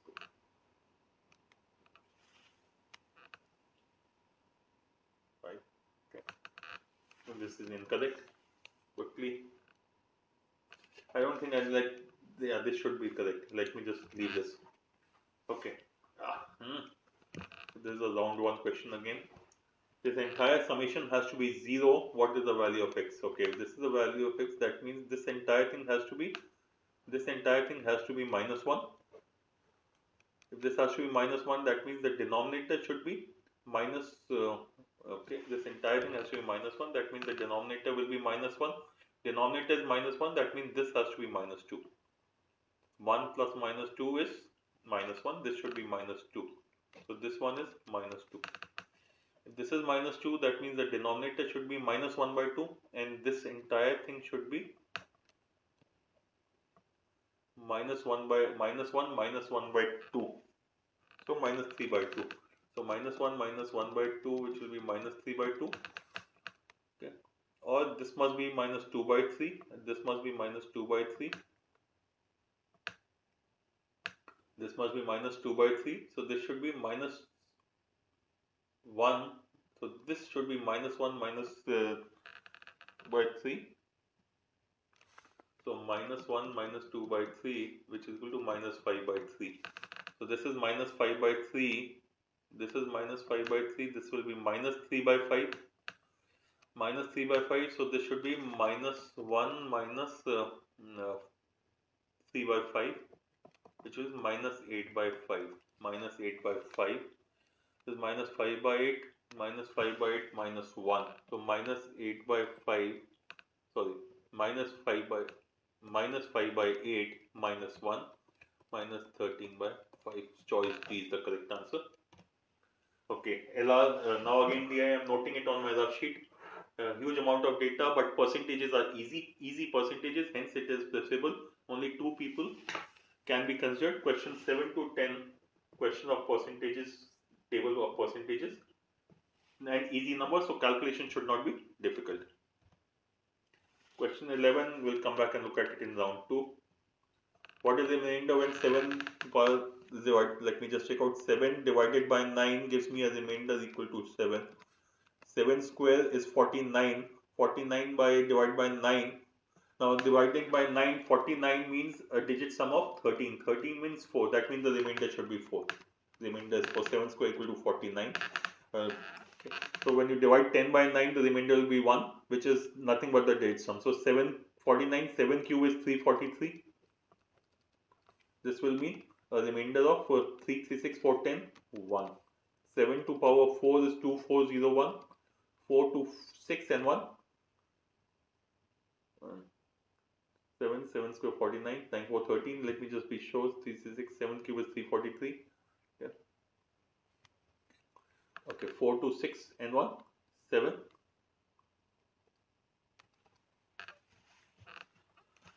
Okay, and just to be safe, let me check the other one also. 7 to power 5. 7 1 is 7, 7 0 0. 7 4s are 28, carry 2, 7 2s are 14. So 8 1 9. 9 is nothing but 7 and 6 13. 13 means 4. Okay, so 7 4 1, 7 4 1 is going to happen continuously. So cyclicity of 3. So 3 7 to power 3 44. 330 is a multiple of 3. Okay, so 1 2 3. 330, 342 is also a multiple of 3. So 342 will be 342 will be here, multiple of 3, 343, 344. So answer should be A. Again, this is my standard SQC technique, which means just start writing down, you'll get something. Number of ordered pairs, number of integral solutions is usually around 2 questions for me. Escalator is usually around 1 question for me. Let us have a look. Two persons A and B are walking down an escalator in the direction of motion of the escalator. Ratio of speeds of A's to B's 2:1. Okay. A covers 60 steps to get out of the escalator and B takes 40 steps to do the same. Find the number of steps in the escalator when it is stationary. Okay, let me assume that when A is getting off the escalator, the number of steps of escalator is x, which it has taken is x, or escalator takes x steps in the time which is, and the A takes 60. So the total number of steps to go from bottom to top or top to bottom, you should cover the total number of steps of the escalator. So this should be nothing but the total number of steps of the escalator, which is x plus 60. Okay. Now when B does 40, okay. Now B covers 40 steps of the escalator. So how many would escalator have done? When A does 60, B does 30. But when B does 40, then A should do 1/3 more. Okay. So 30, 40. Hold on. Sorry, this should be 80. But what am I missing out? So round 1 question is fine, but what am I missing out? Okay. When A does 60, okay, now it's okay. It's when A does 60, the escalator does x. When A does 60, B will do 30. So when B does 30, escalator should do also x. But as per the question, B has done 40. So if B has done 40, that means 4/3, the escalator should do 4/3 of x. Okay. Now it is okay. 4/3 of x plus 40. Both of them are nothing but the number of steps, okay, of the escalator. So if I equate the two, x, so this should be equal to 4/3 of x plus 40. Now this tells me that so x by 3 should be equal to 20. So x is equal to 60. So 60 plus 60 becomes 120 should be the answer. Okay. Geometry. The figure tells me it's around 2 question. Probability. Let me look at it. If it does not involve permutation combination, then I'll do it in round 1. Else it will be a round 2 question. He gets passed in geography, history, and economics. Is G, H, and E respectively. Out of these subjects, probability of a student getting passed in at least one subject is 80%. Exactly 2 subjects are 50%, and at least 2 subjects is 60%. Which of the following does not involve P and C? So I'll do it in round 1, or I'll leave the question. Okay. So exactly 2 pass in exactly 2 is 50%, and at least 2 is equal to 60%. Now the difference between exactly 2 and at least 2 is nothing but all 3. So that means all 3 pass should be equal to 10%, which is equal to 1 by 10, which is, but passed in all 3 is nothing but G into H into E. Hence choice C and D have to be incorrect because they are 1 by 20 and 1 by 4. It is GHE is 1 by 10. Which of the following hold true? Okay. Now let me look at the choices. Okay. Now if G plus H plus E is 1 by 3 by 2, that means the maximum value of GHE in this case will be equal to 1 by 2 into 1 by 2 into 1 by 2, which is equal to 1 by 8. So that means this is the maximum possible value, that means while here we have 1 by 10, so this is possible. Let's look at this also. In this case, the maximum value of GHE will be, maximum of GHE will be, let's take 19 by 20 is almost 100%, so let me take 1 by 3, 1 by 3 into 1 by 3, which is 1 by 27, which is 3.7%. So choice A is incorrect. So again we have used SQC of eliminating the choices. Those of you attended the SQC session, I have used this in the first question. DS round 2 questions, I will not waste my time out here. So all DS I will straight away look at round 2. Hiranand purchased 3 items from the line stretch. The amount paid by him for the 3 items was 25.5. Product of the absolute values of the 3 items was 125.25. If the price of one of the items was 0.05, what was the absolute difference between the price of the item not equal to? Okay, can be done in round 1. So we have C difference, items A, B, C. So we know that A plus B plus C is equal to 125.5.25, and we also know that A, B, C is equal to 125.25. We know that C, let me assume C is equal to 0.05, that means A plus B is equal to 125.20, and which means 0.05 is nothing but 1 by 20. So C is equal to 0.05, which is equal to 1 by 20. That means AB should be equal to 125.25 upon 20. Okay. Difference between, we need to find the difference between the prices of the two. So these are the difference. So we know A plus B is, okay, yes, let's again, SQC comes into play again. Let's check the choices. If the difference between the two is 100 and the sum is 125.2, then 125.2 minus 100, we are left with 25.2. Split 25.2 equally, so it means 12.6, and 112.6 should be the two prices. So if, since we know that ABC has to be this much, so what will be ABC in case of this thing? So ABC will be 12.6 into 112.6 into 1 by 20. Now approximately this will be 20 into 5.5. So 12 into 5.5 or 30 into 5.5, this is about 65. So choice A cannot be the answer. What about 75.2? Again 125.2 minus 75.2 gives me 50. Split 50 into 2 equal parts. So 25 and 75, so 100.2. So 100.20. So in this case ABC will be equal to, in the second choice, ABC will be equal to 25 into 100.2 into 1 by 20. So 5 5s are 25, 5. So okay, let me just let this be 25. 20 into 5s is 100. 0.2 upon 20 is 0.01. Yeah, is it 0.01? Yeah, 0.01. 5.01. Yeah. So 25 into 5.01, 25 into 5 is 125.01. Yeah. So this satisfies. This should be the answer. Himesh said to Reshamia, my wife is 6 years old, daughter whose present age is 6. Lengthy question. Confusing. Look at it in round 2. Geometry, round 2.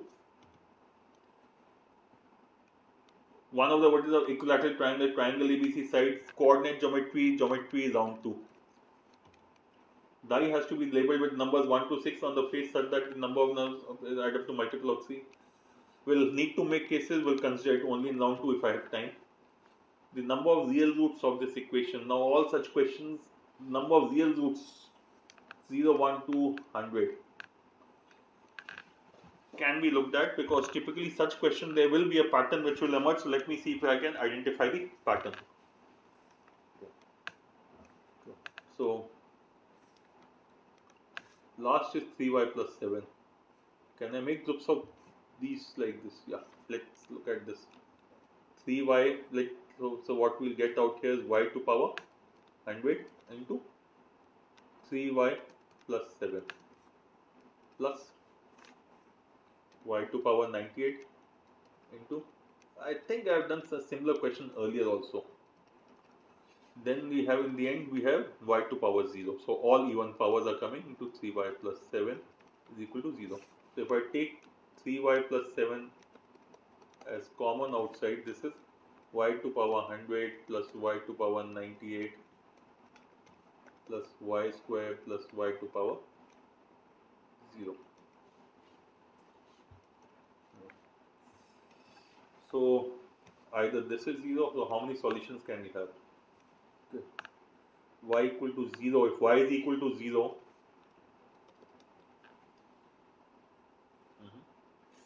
so y equal to 0. If y is equal to 0, we will not get any, okay, so what if, shit, what am I doing? It should be, this means 3y plus 7 should be equal to 0, or which implies for this to be 0, 3y plus 7, that means y should be equal to minus 7 by 3. So that is one solution. And what about this? For this to be 0, this is effectively 1 plus y square plus y4 to power 100. Can this ever be 0? This can be 0 only if all of them are minus 1. Not possible. So no. So there is only one solution. Choice. Okay. LR question numbers 27 to 30. Sorry, DI. Cricket bar chart with data, huge data. So bar chart, but cricket something which I'm comfortable with. But there's a huge amount of data which is given out here. So right now we'll come back to it later. But at this point of time, I'm not comfortable with this one. Say 5 cows. Okay, round 1, time and work. 5 cows can grow in 5 days. 7 cows can do it in 3 days. In how many days can 2 cows graze the same field? Okay. 5 cows can do it in 5 days. 7 cows can do it in 3 days. So 2 cows should be greater than 5 days. The answer should be none of these. Let me still check. Let me just check. Initially, if there's x units of grass in the field and the cows consume y units per day, so total consumption will be x plus 5y. This is if there are 5 cows and in 5 days, so 5 cows in 5 days is 25 cow days. Okay, CD, let me say. Similarly, when you have x units and 7 cows do it in 3 days, so x plus 3y will give us 7 3s are 21 cow days. So if we subtract the 2, we get 2y equal to 4. So y equal to 2. Y is equal to 2, that means x is equal to 10. Yeah, if I've got 2 cows, they will definitely take 5 days to consume this. So 2 cows, yeah, let me just put it in this. So x plus 2y should be 2 cows into n days. So x is 10. 10 plus something, it has to be more than 5 days. Yeah, correct answer has to be D. I should have done it. I should not have checked it. The data tells me very clearly. Okay. Question of, let's say, profit loss discount, round 2, long question, huge amount of data, come back in round 2. Sports event, all medals are awarded over a period 6 days, 1 day, 1 medal. We'll look at it in round 2. Okay. Again, lengthy question, round 2. K oranges, everyone got at least 1 orange and at most 3 orange. Yeah, quite a, will need equations round 2. This is criminal actually, the amount of data which this graph is table is showing. So that 35 to 38 is CVM educational training again. Okay, CVM Education Institute. I am not in, does not look like, because the amount of data is huge. OEV, VGA, so will need to be looked at, and there's additional information. Not a set of data I am very happy with. How many values of A linear equation? How many values of A? Most of the time these are round 2 questions for me. Occasionally I'll do it, but no reason for me to look at. And again, look at the choices. All of them are big numbers, so let's look at it later. In an exam, there were 50 questions. Each question answered correctly fetches 5 marks. Okay, there's like cat only, so let me just look at this question completely. It attracts negative of 2. No marks awarded or deducted for unattempted question. A group of 5 friends who wrote the exam got the same marks. If no two have answered the same number of questions correctly, the marks scored by 5 friends could be what percent of the maximum marks? So 50 questions, that means 250 marks. It is plus 5 and minus 2. So do I make an equation? 5x minus 2y should be equal to, okay, so 40, let me just work backwards, 44%, okay, R1, I am now again going backwards and saying, can we see 44% of 250 is 40% is 110. So if you get 110 marks, then the minimum or the if you and you get 0 incorrect, so 110 would be 5, 20, 22. Okay. Similarly, 52% of 250, 125 plus 130, 130, which is nothing but 26. So 44% means 22 mark questions correct, 52% means 26 questions correct, 60% means 30 questions correct, 80% means 40 questions correct. Now for every one question which I get right, I can get 2.5 incorrect. So every every two extra correct answers will give me 10 marks, and 5 incorrect answers will give me minus 10. So if I increase by 7, I should stay at the same level. So 0. Okay. So let me start with the choices. So 22 and 0 is the first person. Second person will be 24. Third will be 26, 28, 30. 1, 2, 3, 4, 5. And since he have to get the same marks for incremental 2 questions, there should be 5. There should be 10 incorrect answers. Incorrect answers, right answers. There should be 28 plus 15, 30 plus 20. So that means the number of attempts for the fifth person is 50. That means in this case the number of attempts will go beyond 50, so they cannot be the answer because the number of attempts. So again, checking the choices got us the answer. For which of the following values of k is a system of equation? It was a linear equation. I would have done it in round 1. I look at it in round 2 only now. Two friends A and B decide to run a race. In the race, A, whose speed was 25% more than B, gave time speed distance round 1. Okay. A, whose speed was 25% more than that of B, gave B a head start of 7 meters. The race ended in a dead heat. What was the length of the race? The race ended. So A and B. A has run x meters, B has run x minus 7 meters. So this is the ratio of the distance should be equal to ratio of the speed. Ratio of speed is A is 25% more. So it is 5 by 4. This means 4x equal to 5x minus 35, or this means 5x x is equal to 35. So length of the race was, oh I'm sorry, 35 meters. In the given figure, round 2, geometry, it is mensuration geometry, but for me both of them are by and large round 2. 44 to 46, I like the set of data. The table or the pie charts are easy, and the numbers are also easy. 90%, 2, 3, 5%, 8, 2, 30, 60. Should not be difficult to understand, but so I would look at this data set favorably over the other ones. So right now I will say the first, second and the last set makes sense to me. The third set I am not very happy with it. Okay. Question 47. In a cyclic quadrilateral, the moment I see a geometry, it's a round 2 question for me. If mod of x is equal to minus of mod x minus gent x, where mod x is modulus function and gent x is the greatest function, which of the following lies in the range? Okay. And what is this? Okay, this is the fractional part of x. SQC, pick up a number from the choice and substitute and check. For example, if I take x equal to 1, x is equal to 1 is here. Okay, we can take x equal to minus 1 actually, because minus 1 is there in two choices. Okay, does minus 1 satisfy? Let us look at minus 1. So if x is equal to minus 1, then left hand side and right hand side. Left hand side is 1 and right hand side is minus of minus 1, which is minus of, yeah, minus of gent x. I'm getting it satisfying. Yeah,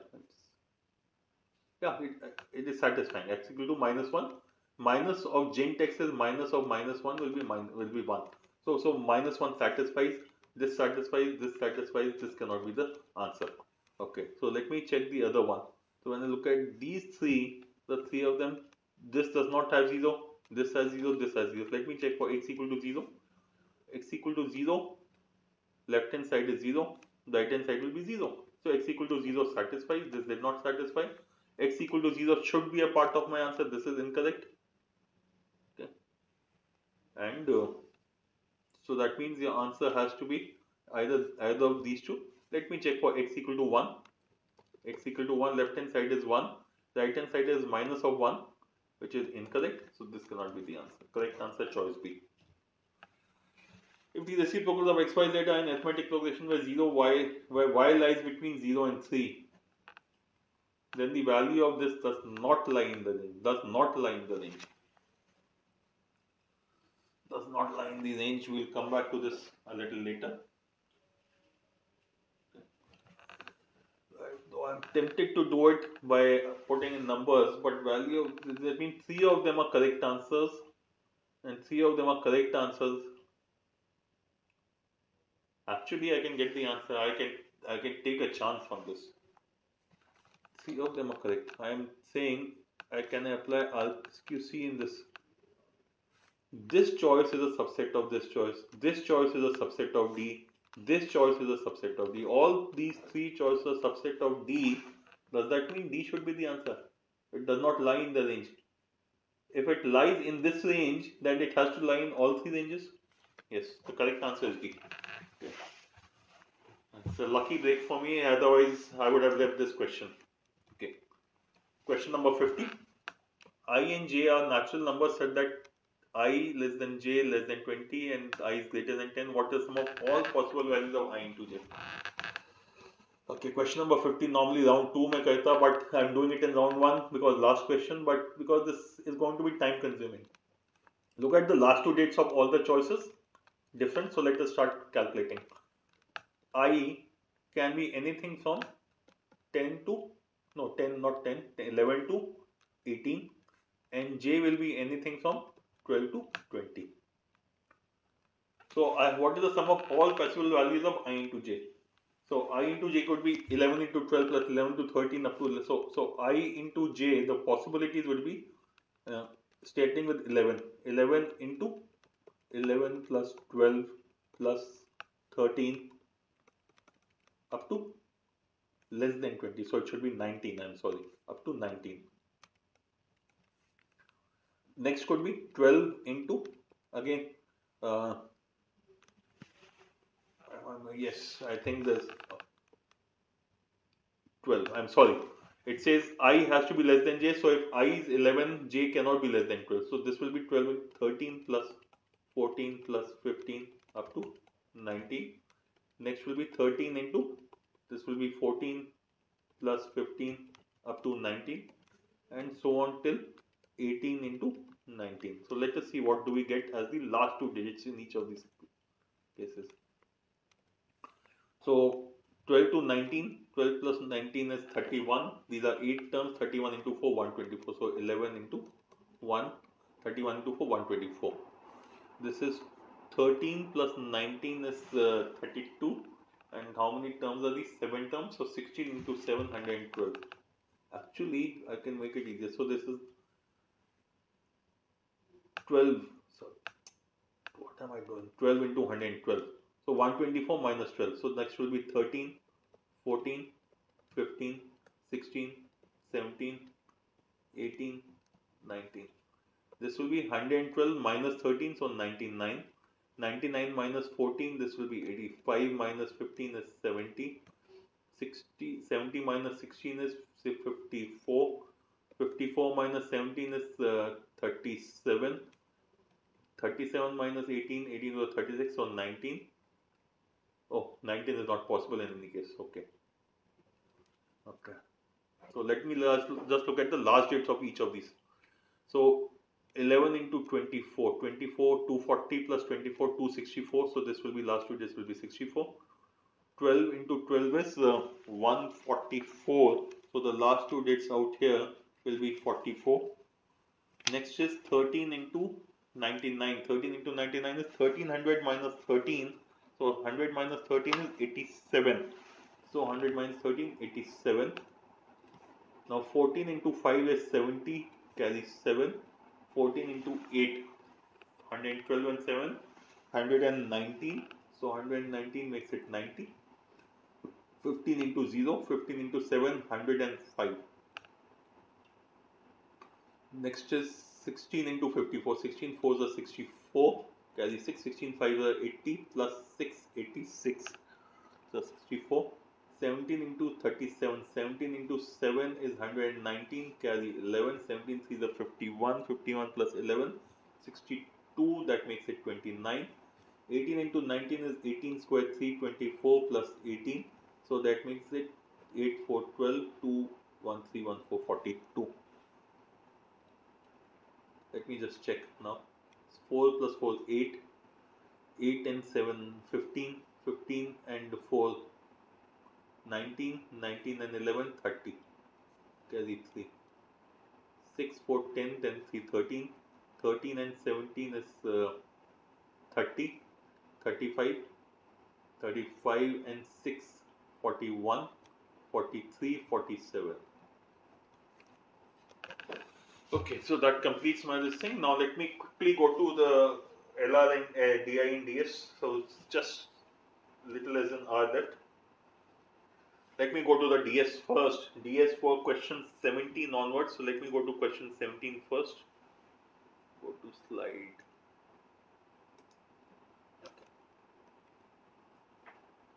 Let me look at the instructions. Mark A if the answer can be marked by once, anyone using one of the statements alone but not both. B if it can be both statements alone. C if it can be answered by using both statements together but not either alone. D if the question cannot be answered given. Okay. Age of father is 3 times the sum of. I'm sorry, let me read the question first.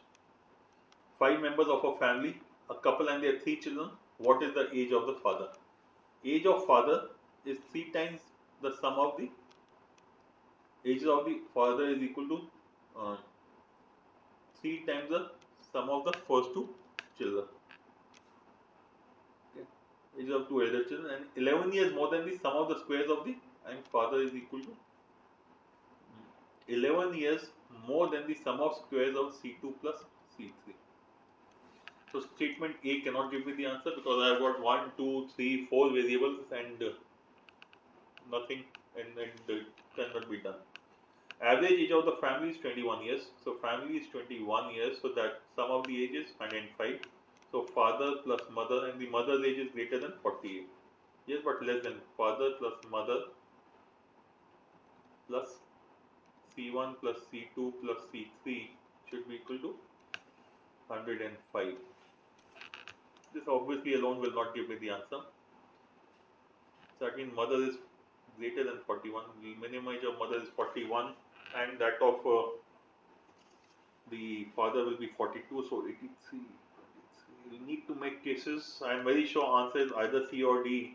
But now I'll need to make cases to get the answer. So let me just leave this question. Is the 78 number divisible by 11? Find the value of x and y. So 2 plus 3, 5 plus 5, 10 plus y. So sum of dates in one side is 10 plus y, and these are 2x plus 4, and the other is 2x plus 4. So that means the difference between these two should be either 0 or equal to 11, which again means I'll need to make cases. Okay. Let me come back to it later if I need to. Okay. The first plane is common. An inverted right circular cone with hemisphere is kept over it as shown in the figure given below. Two planes are described in statement A and B.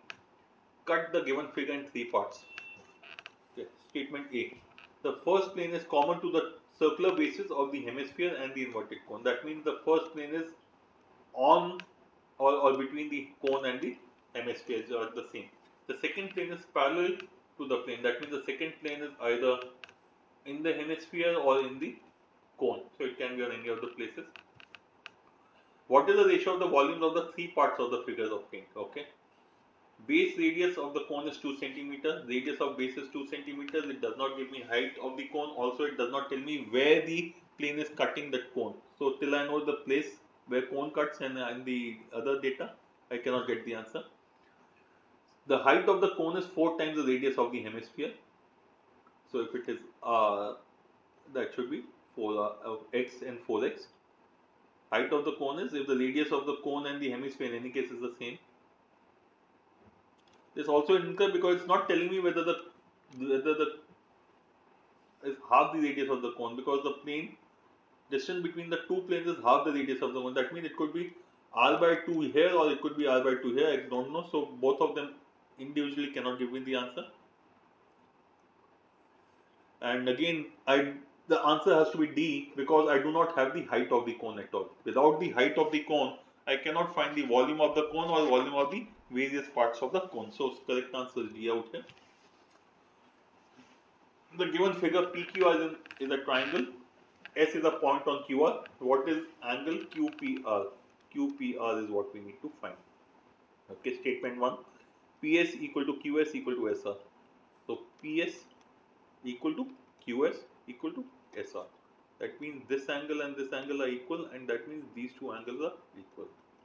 So if I take this to be X, this will be Y. So this becomes 180 minus 2X, and hence this will be, since this will be 2X because this will be 180. So we need to find X plus Y. So 2Y plus 2X. So 2Y plus 2X equal to 180 degrees. So X plus Y can be obtained is equal to 90 degree, can be obtained from the first one. Let me erase the slide and do it for the second statement because it might. Okay. Statement 2. So statement 1 can give us the answer. Statement 2, PQ upon QS. So PQ upon QS is equal to PR upon SR. Okay. So these two ratios are the same and the third side is common. So these are similar triangles. Okay. PS is the median. If PS is the median, that means this is S is the midpoint. That means QS equal to SR. Okay. QS equal to SR. And QRP is 40 degrees. QRP is 40 degrees. So this is 40 degrees. Okay. Now we are saying PQ upon QS. QS equal to PR upon SR. But we know that QS is equal to SR. So let me just write to PR upon QS because SR is same as QS. We have S being the median, S being the midpoint. That means if I say, that means PQ is equal to PR. So that means PQ is equal to PR. That means this is also 40 degree. That means this is equal to 100 degree. Statement 2 also gives us the answer. So the correct answer should be B out here. Okay, so 2 questions we have done out here. Now let me quickly go to the DI questions. I'll start with the first set, which was questions 7 to 10. Okay. Question 7 to 10. Pampu and Minna are the only criminals active in Borivali, Revati Nagar, Pechori and Sarita Nagar. They execute crimes in these regions and earn money for each of the crimes as per the contracts in the respective regions. The table given below shows the percentage wise breakup of crime committed and the earnings made across the 4 aforementioned regions, along with the percentage increase in the crime committed over the previous year for each of the 2 criminals for the year 2013. It is also known that the 2 criminals committed crimes only in the given 4 regions in the year 2012 and 13. Okay. So we have the earnings in each of these in percentage, the number of crimes committed, increase in earnings, increase in number of crimes committed. This is data for the year 2013. This is 2013 for the year 2, and this is increase vis-a-vis 2012. Increase versus 2012. So I can calculate some ratios for 2012 also. Okay. Now let me look at the questions. Pappu execute 20% lesser crimes in the 4 regions put together. Okay. Who want maximum average amount per crime and in which region? On least amount of per crime in which, okay, can be solved. In which, how many regions Pappu's crime per crime earning shows an increase in 2013 over 12 can be solved. Maximum number of them. Munna committed maximum number of crimes in which of the 4 areas? Okay. 2012. Sorry, let me look at this. Yeah. So the last question was in 2000. Okay, 2012. I thought this was 2013. This will take some time to calculate, so I'll come back to it later. Let me start from the first question. Pappu executed 20% lesser crimes as compared to Manna in the 4 regions. Okay. That means if Munna has done 100 crimes, Pappu has done 80 crimes. So Munna 100, then and the total earnings for the two from the four regions put together was same. Okay, the earnings were the same. Then who earned the maximum average amount per crime and in which region? So let me assume the earnings for both of them is 100 rupees. Okay, for across. Now the question told us that if Munna has done 100, Pappu has done 30, 80. So Munna has done 100. So let me look at Munna first. So the number of crimes committed by Munna would be 20, 25, 25 and 30. So total crimes committed by Munna is 100 and total income for both of them, let me assume it to be 100 rupees. And Pappu number of crimes committed is 80 because it was 20% less, so 80, 25% of 80 is 20. Pappu has done again 20 out here, 20% of 80 is 16 and 20% of 30 is, 30% of 80, what I am talking about, 30% of 80 is 20%, 30 is 24. So he has done a total of 80 crimes. This is Pappu and this is Munna. Okay. And the question is not saying then who earned the maximum amount per crime and in which region. Okay, so the amount of earning again for Pappu 30 rupees, 35 rupees, 15 rupees and 24 rupees, and for Munna it is 35, 30, 35, 20 and 15. So the choices are Munna Saritanagar. Munna in Saritanagar has done 35 upon 30. So he's done 35 rupees out of 30 crimes. So he's done 35 or 30 rupees per crime. Pappu in Revati Nagar. Let's see. Revati Nagar Pappu. He's done 35 on 20. So wow, this is significantly higher. So this is correct as compared to A, which is incorrect because hai Munna Pichori. So Munna in Pichori is 30 by 25. So Munna Pichori cannot be the right answer because 30 by 25 incorrect. Pappu Borivali. Borivali Pappu 30 by 20 is 1.5. So this is incorrect with highest is. In 2013, Munna earned the least amount per crime in which year? In which of these? In 2013, least. Okay, we have to look at Munna in each of the four. So this will be nothing but the ratio directly, assuming the total income to be 100 and total number of crimes to be 100. So Saritanagar, let's see, that means it was Munna. So Munna 2013. Munna is 15 by 20 in Borivali. Munna is 15 by 20 in Borivali. Then he is in Revati Nagar, this is 20 by 25. We need least amount of crimes. Revati Nagar, Revati Nagar is 20 by 25. Then third one is Pichori. Pichori is 30 by 25.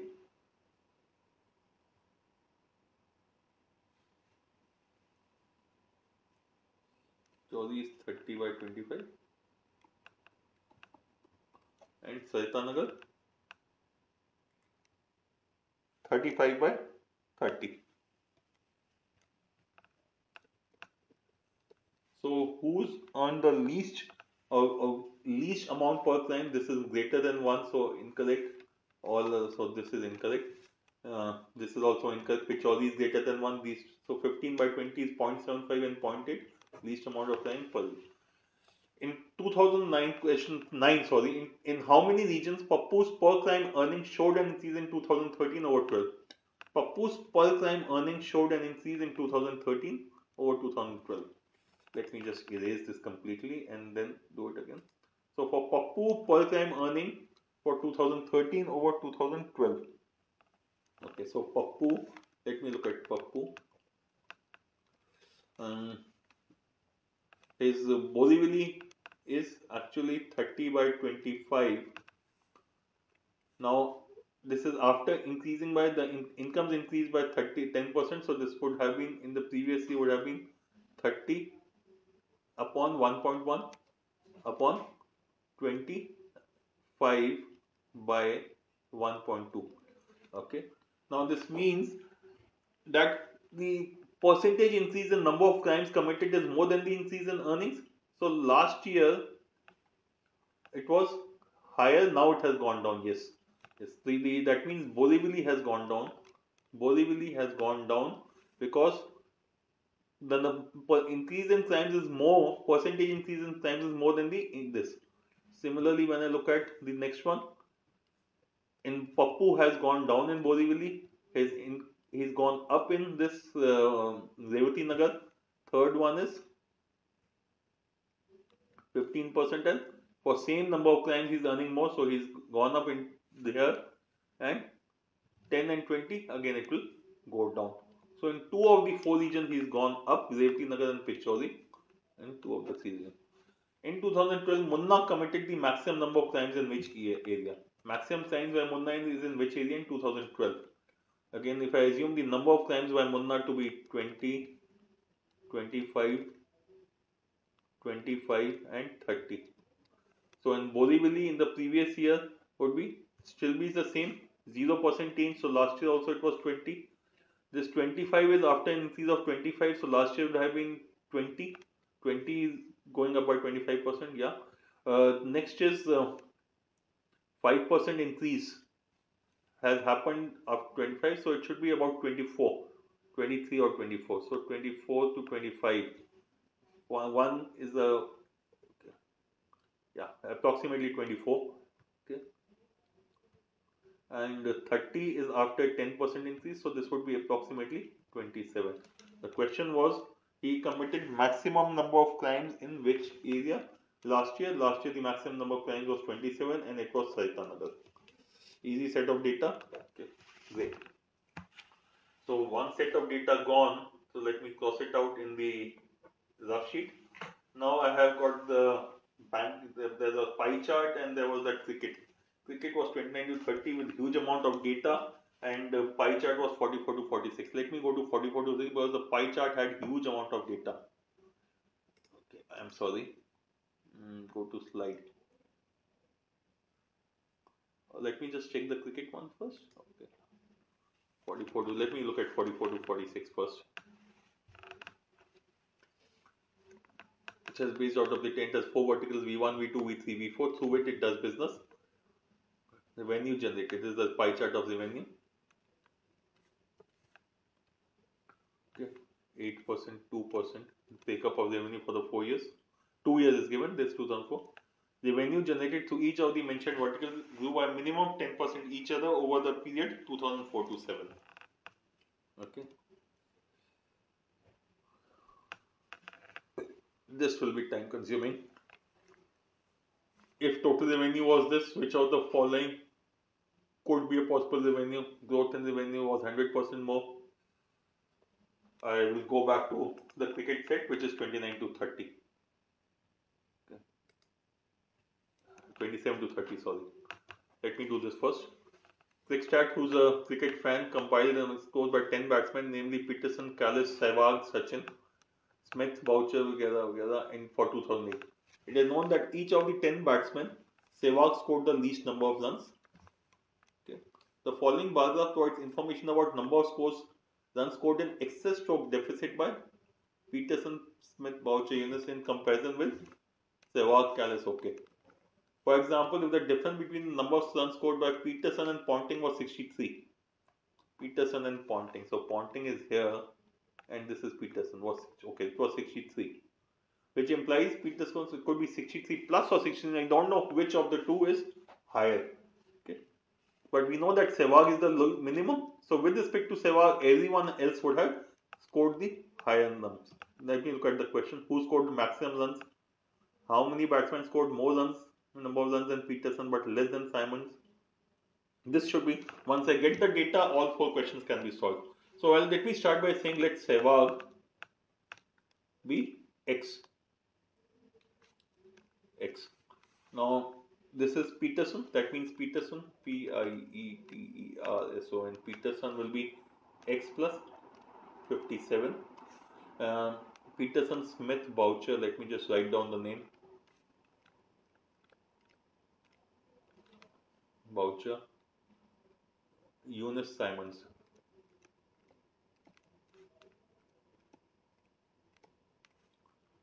So x plus 21 because Sehwag is the least, x plus 105, 1, 2, 3, 4. So this is Eunice, and Simon's is, have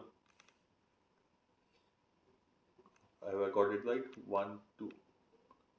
Peterson Smith. Let me just erase it completely and redo it.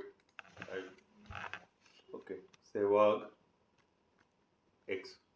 Then we have Peterson, Smith, Boucher, Eunice, Simons. Sehwag is x, Peterson should be x plus 57. Then next is Smith is x plus 21. Then Boucher is x plus 105. Eunice will be x plus 36. And Simons will be x plus 72. Now the other players are Callis, Ponting, Sachin, Yusuf. 1, 2, 3, 4, 5, 6. There should be 10 players in all. 10 batsmen. Okay, 6. So the next we have is Callis, yes, Ponting, Sachin, and the last is Yusuf.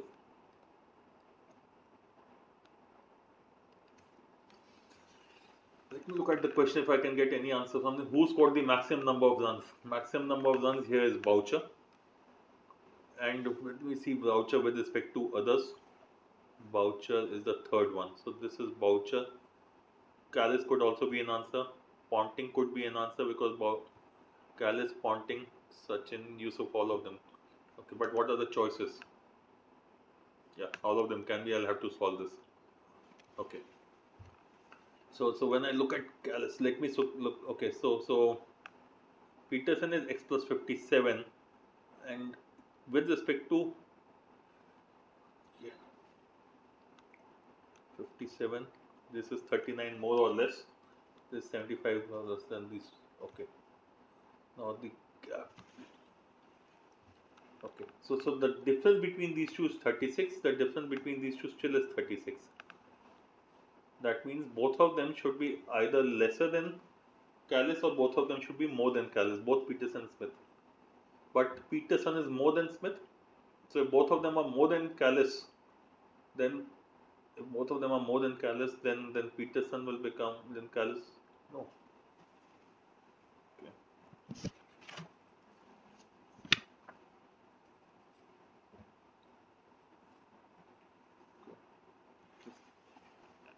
Both of them. Sorry. Let me put it this way: if Callis is more than Peterson, then this will be minus 39 and minus 75. So minus 39. But who's more? I know that these two are Peterson and Smith. Peterson has to be more than Smith. So if both of them are higher than this thing, so no. That means Callis should be higher than Peterson and Smith. So Callis should be higher than Peterson and Smith because the gap between these two is 36 and Peterson is higher. If Callis is lower than both of them, then Peterson becomes lower than Callis than Smith. Okay, so both of them have to be lower than Callis. So that means Callis should be x plus 57 plus 39. Okay, plus 39. So 57 plus 40 is 87. 97, 96. So this is x plus 96. So Callis is x plus 96. Ponting, let me say something. Now again the same. That means Ponting should be higher than Boucher. Ponting should be higher than Boucher. That's right. Because again the gap between these two is 36, and this should be the thing. So it should be x plus 57 plus 63, which means Ponting should be higher than Peterson. Sorry, x plus 57 plus 60, x plus 120. Sachin. Both of them again. He has to be higher than him. So that means both of them have to be lesser than Sachin. That means Sachin should be x plus 57 plus 30, which is x plus 87. Now the gap here is 12. That means one has to be higher than Yusuf, one has to be lower. That means obviously this has to be higher because he is more than Peterson is more than Smith. This has to be higher. So Yusuf should be 12 less than Peterson. Yusuf should be 12 less than Peterson. So it becomes x plus 57 minus 12, which is x plus 45. Okay. Now I have the. So who scored the highest? Boucher was here, 120. So Ponting has scored the highest. In 2008, how many batsmen scored more runs than Peterson but less runs than Simons? Between Peterson and Simons, how many people are there? How many people are there between Peterson and Simons? It means Peterson is x plus 57 and Simons is x plus 72. So anyone between 57 and 72, not Smith, not Boucher, not Yunus, no one actually. 96, 120. We need a number between 57 and 72. No number between 57 and 72, so 0. Question 29 and question 30. Total number of runs scored by each of the following groups of 5 players was the least. Sehwag is 0. So let me just put Sehwag as 0 first and then put the numbers for the. If I take x equal to 0, what do I get is what I'm looking at. Simons was 57. Simons was 72. Simons is 72. Carlos is 96. Yusuf and Yunus. Yusuf is 45 and Yunus is 36. Sachin was 87. Simons is 72. Peterson was 57. Yeah, Peterson is 57. Yusuf is 45 and Smith, let me go back to the table. Smith is 21. Boucher was 105. Simons is 72. Sehwag 0. Carlos 96. Smith 21. Again Smith out 21. Yunus was 36. Yusuf 45. Peterson 57. Simons is 72. So let me do a rough calculation. Only if two choices close will I get the exact. So 45 and 35 is 80. 80 and 90 is 80 and 100, 180. 70, this is coming out to be approximately 250. 40, 60, 60, 60, 120. 120 and 150, 270. This is approximately 270. So choice A cannot be the answer for this question. C, 105, 177. 177 plus more than 100, this is also wrong. So let me not do the thing. 105, 177. 177 plus 100 will make it 277. So 273 plus 20. 273, 293, approximately 290. Okay. Oh, was the least. I was doing the highest. I'm sorry. This is wrong. This is wrong. Least we are talking about this. I'm sorry, my mistake. Smith 21 and 36 is 57. 57, 60 and 40, let's say 100. 160, 230. This comes out to be 230. Almost got this wrong. Fortunately, I did notice this one. Number of runs scored by Yusuf in 2008 was 1450. How many of the 10 batsmen scored not less than 1510? Yusuf was 45. So x plus 45 is equal to 1450. Yusuf is 45. X plus 45. That means Sehwag is equal to 1405. So 1405. So how many, and we need how many scored not less than 1510. So 1510 minus 1405, that means effectively the question is how many scored more than 105 runs, all more than Sehwag. That can be only be 2 if I remember correctly. Boucher was 105. So and Ponting 2. So 2. Okay, so that makes 2 sets gone. How much time do I have? 28 minutes. Let me go to the pie chart. Let me do the pie chart and see if I can solve this, or should I? Okay, no, before that, let me do the simple question. Let me do the question of quant. Okay, so let me go back to the first slide and start quickly going through the question that I have not attempted and see which one should I attempt. Okay, one I'll come back if I later. Okay, time speed distance, what I would definitely want to do. Train takes usually 4 hours to run. Ah, shit. 4 hours to run between stations A and B. On one day, the train started at station A, but after 1 hour, its speed went down to half of its usual speed due to heavy rain. Having traveled 100 km in the heavy rain, the driver of the train was not able to see the railway track properly due to waterlogging, and thereon he further decided to reduce the speed by 20%, by 50%. After that, train reached B in another 4 hours. What was the time taken by the train to reach station B from station A on that day? Okay, so A to B, it usually takes the train 4 hours. It went on okay for 1 hour, and then it had to reduce the speed became half. So if the normal, and this is 100 kilometers. 2%. After trying, then it reduced the speed further to 1/4. Fourth. Okay. And now about this, let me read the question again. Due to logging, so was not able to see the railway due to waterlogging, and thereupon he decided to reduce the speed by 50%. So it became 1/4. After that, the train reached station B in another 4 hours. So that means this has taken him 4 hours. But this has taken him 4 hours by reducing the speed to 1/4. That means the time taken has become 4 times. So the normal time for this distance should have been 1 hour. The normal distance for this distance was 1 hour. That means this should have been 2 hours because the total has to be 4 hours. So 1, 2, 1, 4 hours. In this thread, the speed has become half. So the time taken should become double. So it should be 4 hours.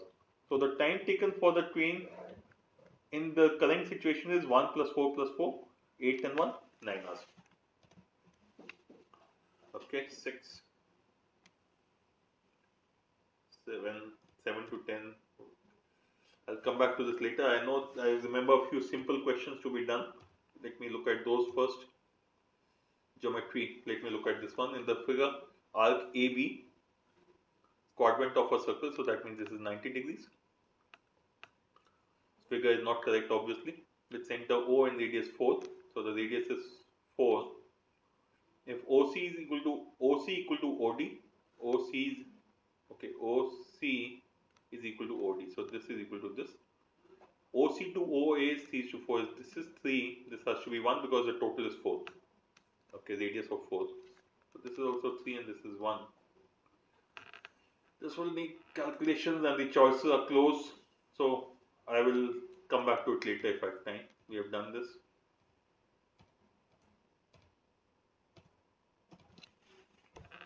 Himesh said to Reshamia, my wife is 6 years old, older than your daughter, whose present age is 1/6 the age of my great grandfather at the time of his death.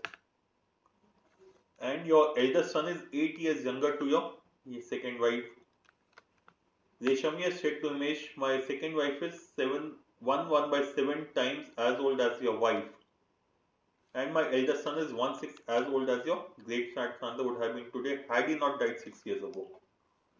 What would have been Himesh's grandfather's age at the time of conversation had he been alive? So if, okay, let me just go through it again.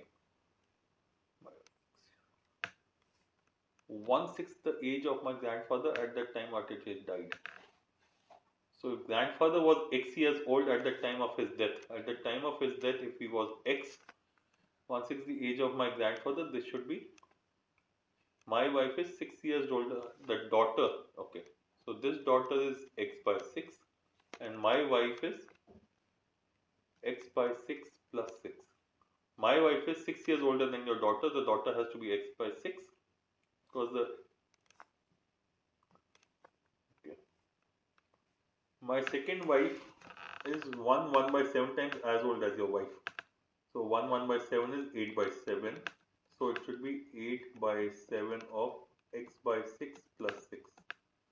Should be the age of the second wife. And my eldest son is 1/6 as old as your great grandfather would have been had he not died 6 years ago.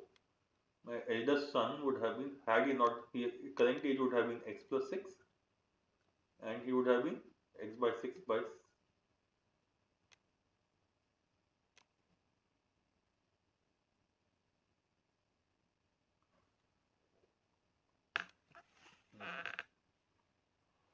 So what do I get here?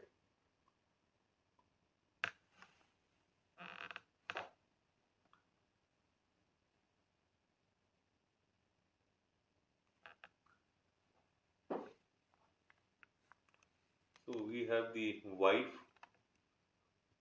your daughter, the one that, and your youngest. Okay, I missed this one. And your eldest son is 8 years younger than your second wife. Eldest son is 8 years younger than your second wife. So this is the second wife, and this is the eldest son. So the difference between the two, 8 by 7 into x by 6 plus 6 should be equal to x plus 6 by 6 plus 7 is 8 years younger. Sorry, 8 years younger. Okay, so let me just start putting the choices. All multiples of 6 in any case, so does not help us at all. Okay. Okay, this simple equation can be solved also. So this becomes 8 into x plus 6, x plus 36, and by 6, so 8 by 42. This should be equal to, if we add these two, x plus 6 plus 48 upon 8 6 are 48. This is x plus 54 upon 48. So this effectively becomes 8 into 48 into x plus 36. Why don't I cancel out first of all these stupid things?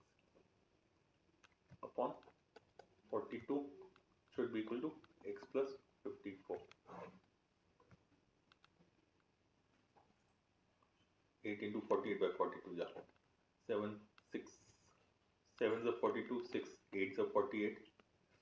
So 64 into x plus 36 should be equal to x plus 54.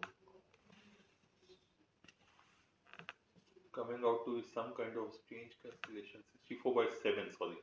So into 7. So 64 into x plus 36, 7 into x plus. So if I check the choice, let me check the choices. If x is 84, 90, 96, let me check 90 first.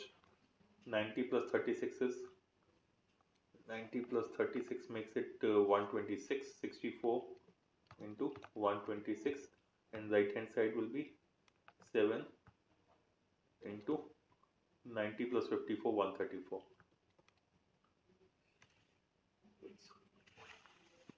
I am not sure. I think I made an error somewhere. Let me just skip this question and come back later if I need to. Question 23. The figure given below, ABCD is a square and DFC is a semicircle with DC as the diameter. Okay. ON is the tangent to the semicircle at a point. Okay. Point F. OF. Okay. And line DF is extended to meet. DF is extended to meet. Okay, at E. FDC is 30 degrees. FDC is 30 degrees as per the question. What is the measure of angle FNE? We need to find this angle. Now let me first check if the figure is correct or not. I have taken my rough sheet and I am measuring BC. So I find BC and I find AB. I find AB is slightly longer than BC, so I will have to extend BC. So the correct figure out here should be something like this. Okay. Which means O should go somewhere here O should be here, but that does not change the angle FNE. So I should get the angle FNE from here itself. Choices are not close. Now when I look at this angle FNE, this angle is definitely more than 45 degrees. 60 or 75. 75 would have been possibly slightly more than this, closer to 90. So I will go with 60 degrees. R2, but SQC, measure drawing the figure has given me the answer. Okay, coordinate geometry, equilateral triangle, so I can do this. A is one of the vertices of an equilateral triangle ABC of side 2 root 3 units. BC is parallel to y equal to 0. Coordinates of point BC not necessarily in the same order. Okay. If I say A is 3, 1 and it's an equilateral triangle, so it could be an equilateral triangle like this, or it could be an equilateral triangle like this. Because so this line and these two lines are have to be parallel to the x-axis. Y equal to 0 is the x-axis. So that means this is A, this could be BC, or this could be BC. Okay. It is 2 root 3. So let me, and this is also 2 root 3. 2 root 3, so this should be root 3. So this should be, so the altitude of the triangle should be 2 root 3 whole square is 2 root 3 altitude. So I think 2, 4 into 3, 12, 12 minus 3, 9, under root 9, which is equal to 3. So this is 3. So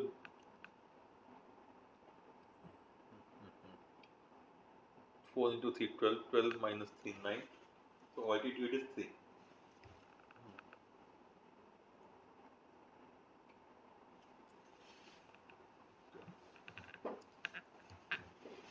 That means the y-axis will go up or down by 3.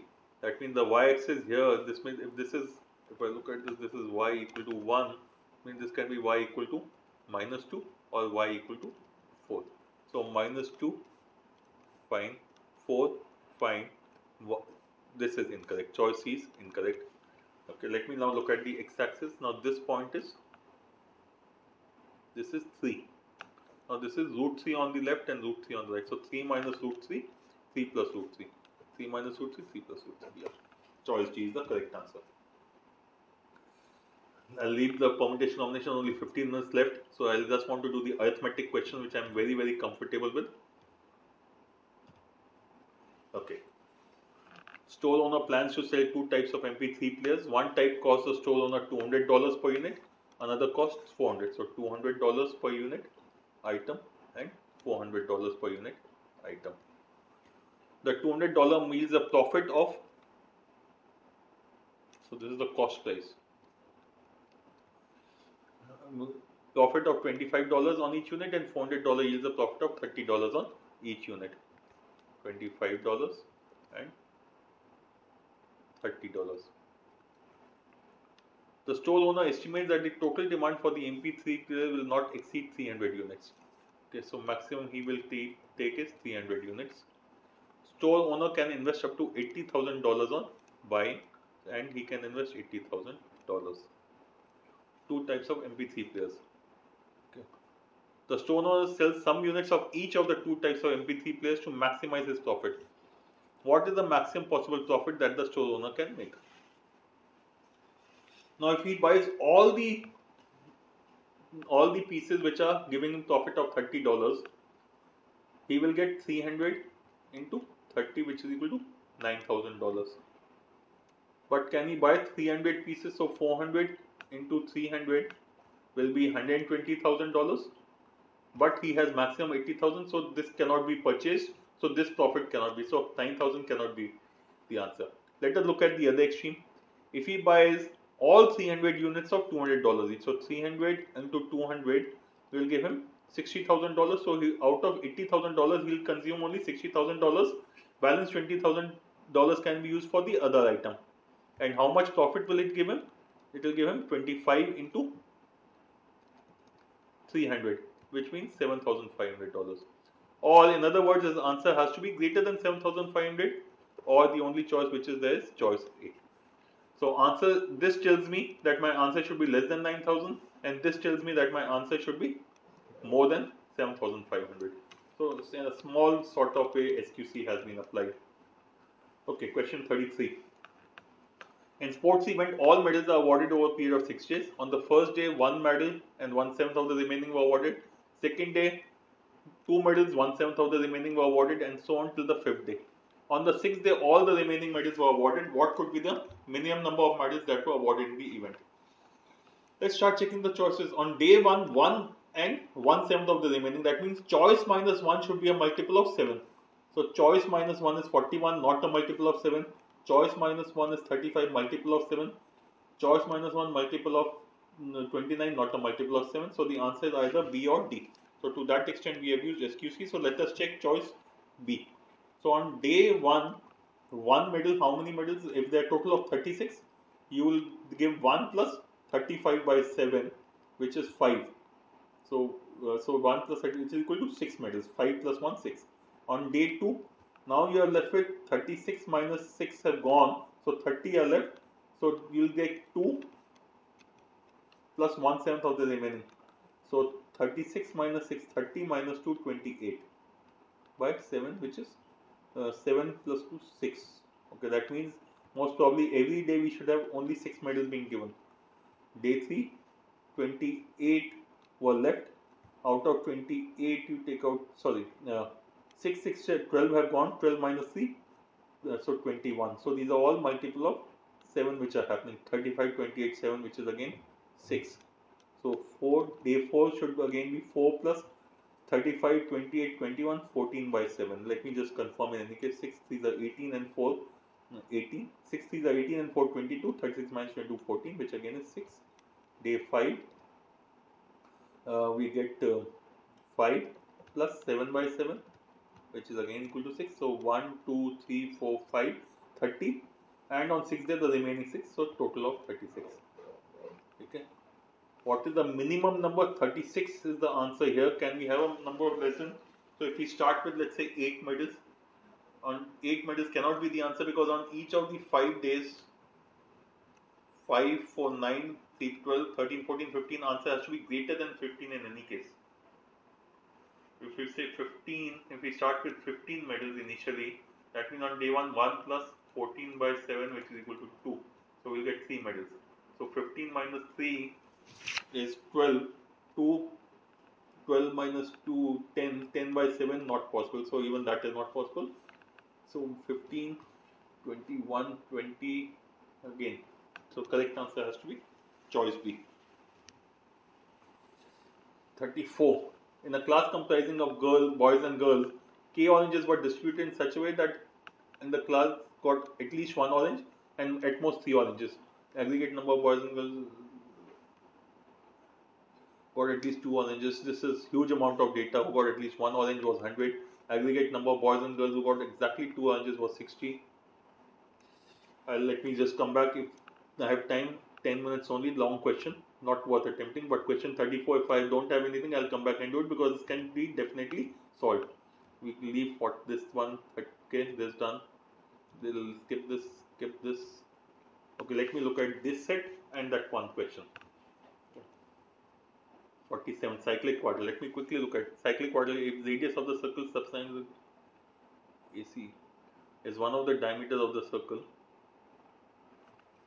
Very close choices. Let me not waste my time in calculations. 48, 49, 50. Okay, so let me just go back to the DI set and that one question and rest of the things. Okay, do I need to do this? Yes, miss this. In the given figure, AM, AN, BC are tangents. AM, AN, and BC are tangents. Okay, so the circle, find the radius of the circle if AB is 8, BC is 7, and CA is 9. CA is 9. Find the radius of the circle. Radius of the circle. Not sure how to is to be done. If this is X, this will be okay. Now how to do it? Okay. This will be X. This will be 7 minus X. This will be 9 plus 7 minus X. This entire thing. But how does that help me? Now to do this, okay. Yeah, it can be done. This is a right angle triangle. So this is 9 plus 7 minus x. This is r. But the radius out here, but I don't know this one. Or rather, this should be the same in these two cases. So can I say 8 plus x plus 8 plus x whole square plus r square should be equal to 8 plus x whole square plus r square should be equal to, this is x, so this should be 7 minus x, this should also be 7 minus x. This should be equal to 9 plus 7 minus x whole square should be equal to, plus r square. So r square gets cancelled out. So if I can find this will give me x. If I get x, how do I, if this will give me x, so if I find x, how do I get this? I still cannot find radius. How do I get radius? Not sure. Let me not waste my time. Let me go and do this question first.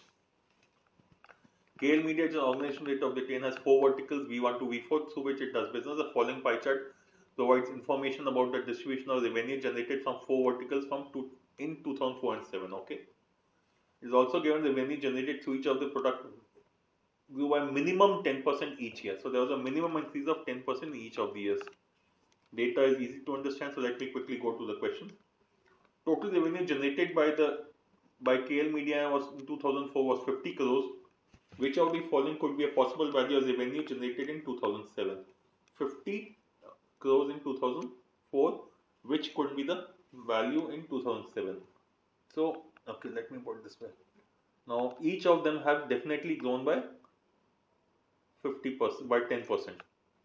So when I look at V1, V2, V3, V4, out here in 2004, there were 2, 3, 5 and 90, and this 2% becomes, still remains at 2%, 3 becomes 8, 5 becomes 30 and 90 becomes 60. Okay, so if this was 45 here, total is 50 crores, so since this total is 50 crores, V4 is 90%, so 2004 should be 50 crores, and this 50 crores has to grow by 10% every year. So 3 increments of 10% is nothing but 33.1%, so increase of roughly 1/3, so this should become 60. So 60%, so this should become 60, but it has to be 60%. So if 60% of the total, that means it will be 100. So if this is 2004, this is going to be 60, at least this is going to be greater than 60, or that means the total should be greater than 100. Greater than 100, that means this cannot be the three answers. Correct answer D. 45. Growth in revenue generated through vertical V2 was 100% more growth. Okay, that means the difference. So vertical V1 during the given period. What is the revenue growth in revenue generated in KL Media in 2007 over 2004? Growth in revenue, that means growth is the difference in the sales, not the percentage change, was 100% more than the revenue. Growth was 100% more, that means the sales were more than 100, more than twice.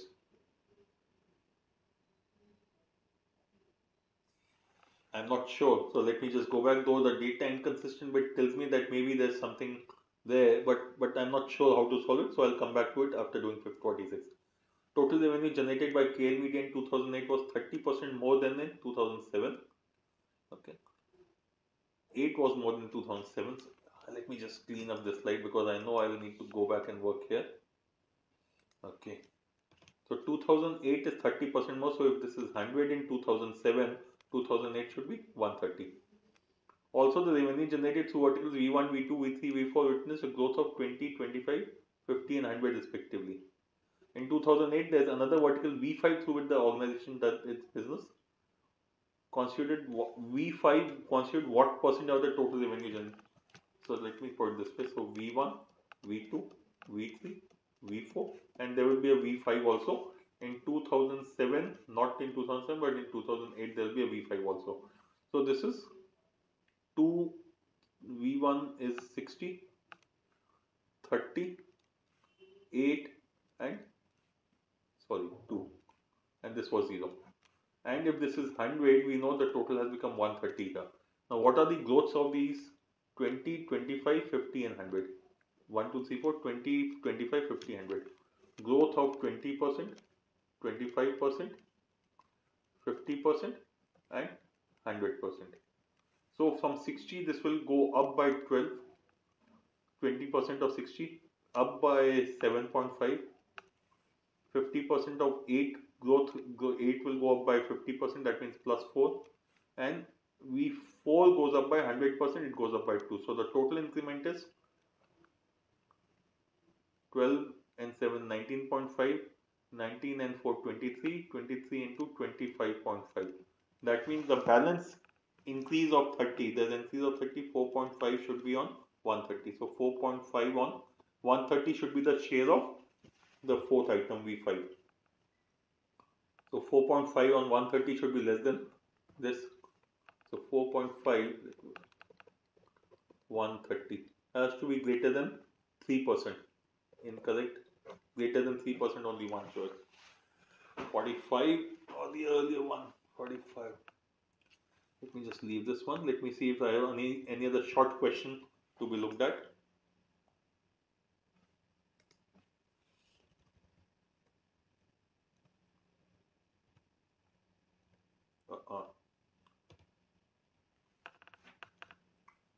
Any question that is short and I have not attempted is what I am looking for. Okay, this one actually I could have looked at, but never mind. Let me go further. Can I look at this one? Okay. Let me look at this. No cases will have to be made.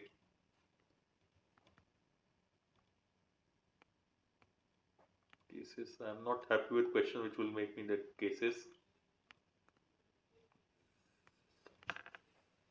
Let me try this one. Looks complicated, but let me just little over 90 seconds left. Okay, we have 1 orange, 2 orange, 3 oranges, and we have boys and girls. Should have done this earlier actually. Let me assume now the question says the aggregate number of boys and girls who got 3 oranges was 40. Okay. Aggregate number of boys who got at least 2 oranges. At least 2 oranges, that means, okay, let me say this is X, Y, Z. At least 2 oranges is Y plus Z. And the number of girls who got at least 1 orange, let me say P, Q, R plus P, Q plus R. This should be equal to 100. Okay, this 100. Aggregate number of boys and girls who got at least 2 oranges, each was 60. Okay, at least 2 oranges. So Y plus Z plus P plus Q. Sorry, not P plus Q plus Q plus R plus Q plus R. This is equal to 60. The aggregate number of boys and girls who got at least 2 oranges, each was 60. At least 2 oranges is the Y, Z, Q and R. That means here we had Y, Z, Q, R. That means P has to be the difference between the two, 40. P has to be 40. Okay. Oh, I'm sorry. Have I made a mistake in that time? How much time is left? 2:48, 47. Okay, I still have time. Okay. I thought there was. Okay. Got at least 1 orange was the aggregate number of boys and girls who got at least 2 oranges was 60, and the aggregate number of boys who got at least 1 orange. The aggregate number of boys who got at least 1 orange, which means X plus Y plus Z. Right? At least 1 orange, and the number of girls who got exactly 3 oranges was 100. Exactly 3 oranges girls is R is equal to 100.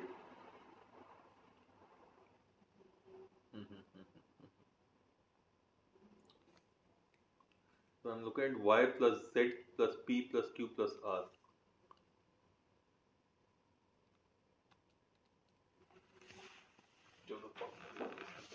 Choice of question actually. Should have left it. Stupid mistake. Mistake on my part. I should not have done because the number of equations is high. But let me still see. Okay.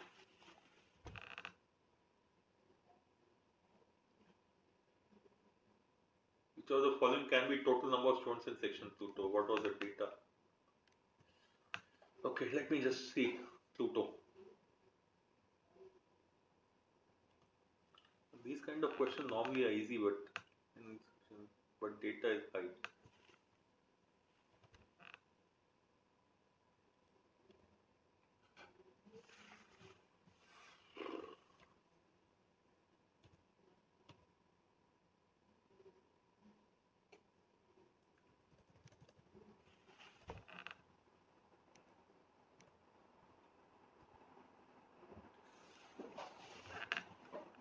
Pluto, if I look at, okay, let me just look at O, E, V, G, A, P, O. Is there anything specific?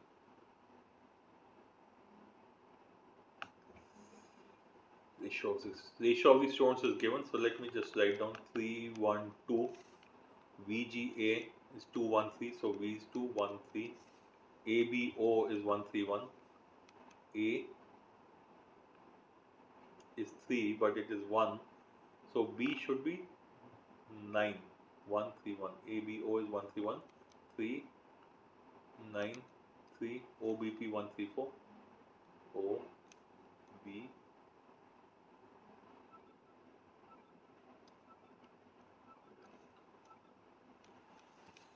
Done. End of the story. So it's just stopped. Okay. So this is what I've done. I'll take a break now, and then I'll record the summary of the performance. Okay. Thank you very much. I don't know how helpful would this be, but hopefully it will work for you. Let me just close the session here. I will later on do the summary of the performance, which is the last slide. Last slide. Once I have had them, which I have here, I have to do that part.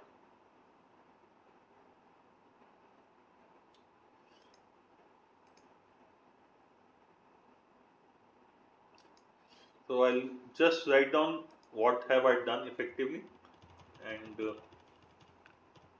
so this is a slide which I have to work, for which I'll need to go back and check out what all did I do. It will take time, so I'll do it offline and then we'll upload this slide also. Thank you very much for being patient with me. All the best.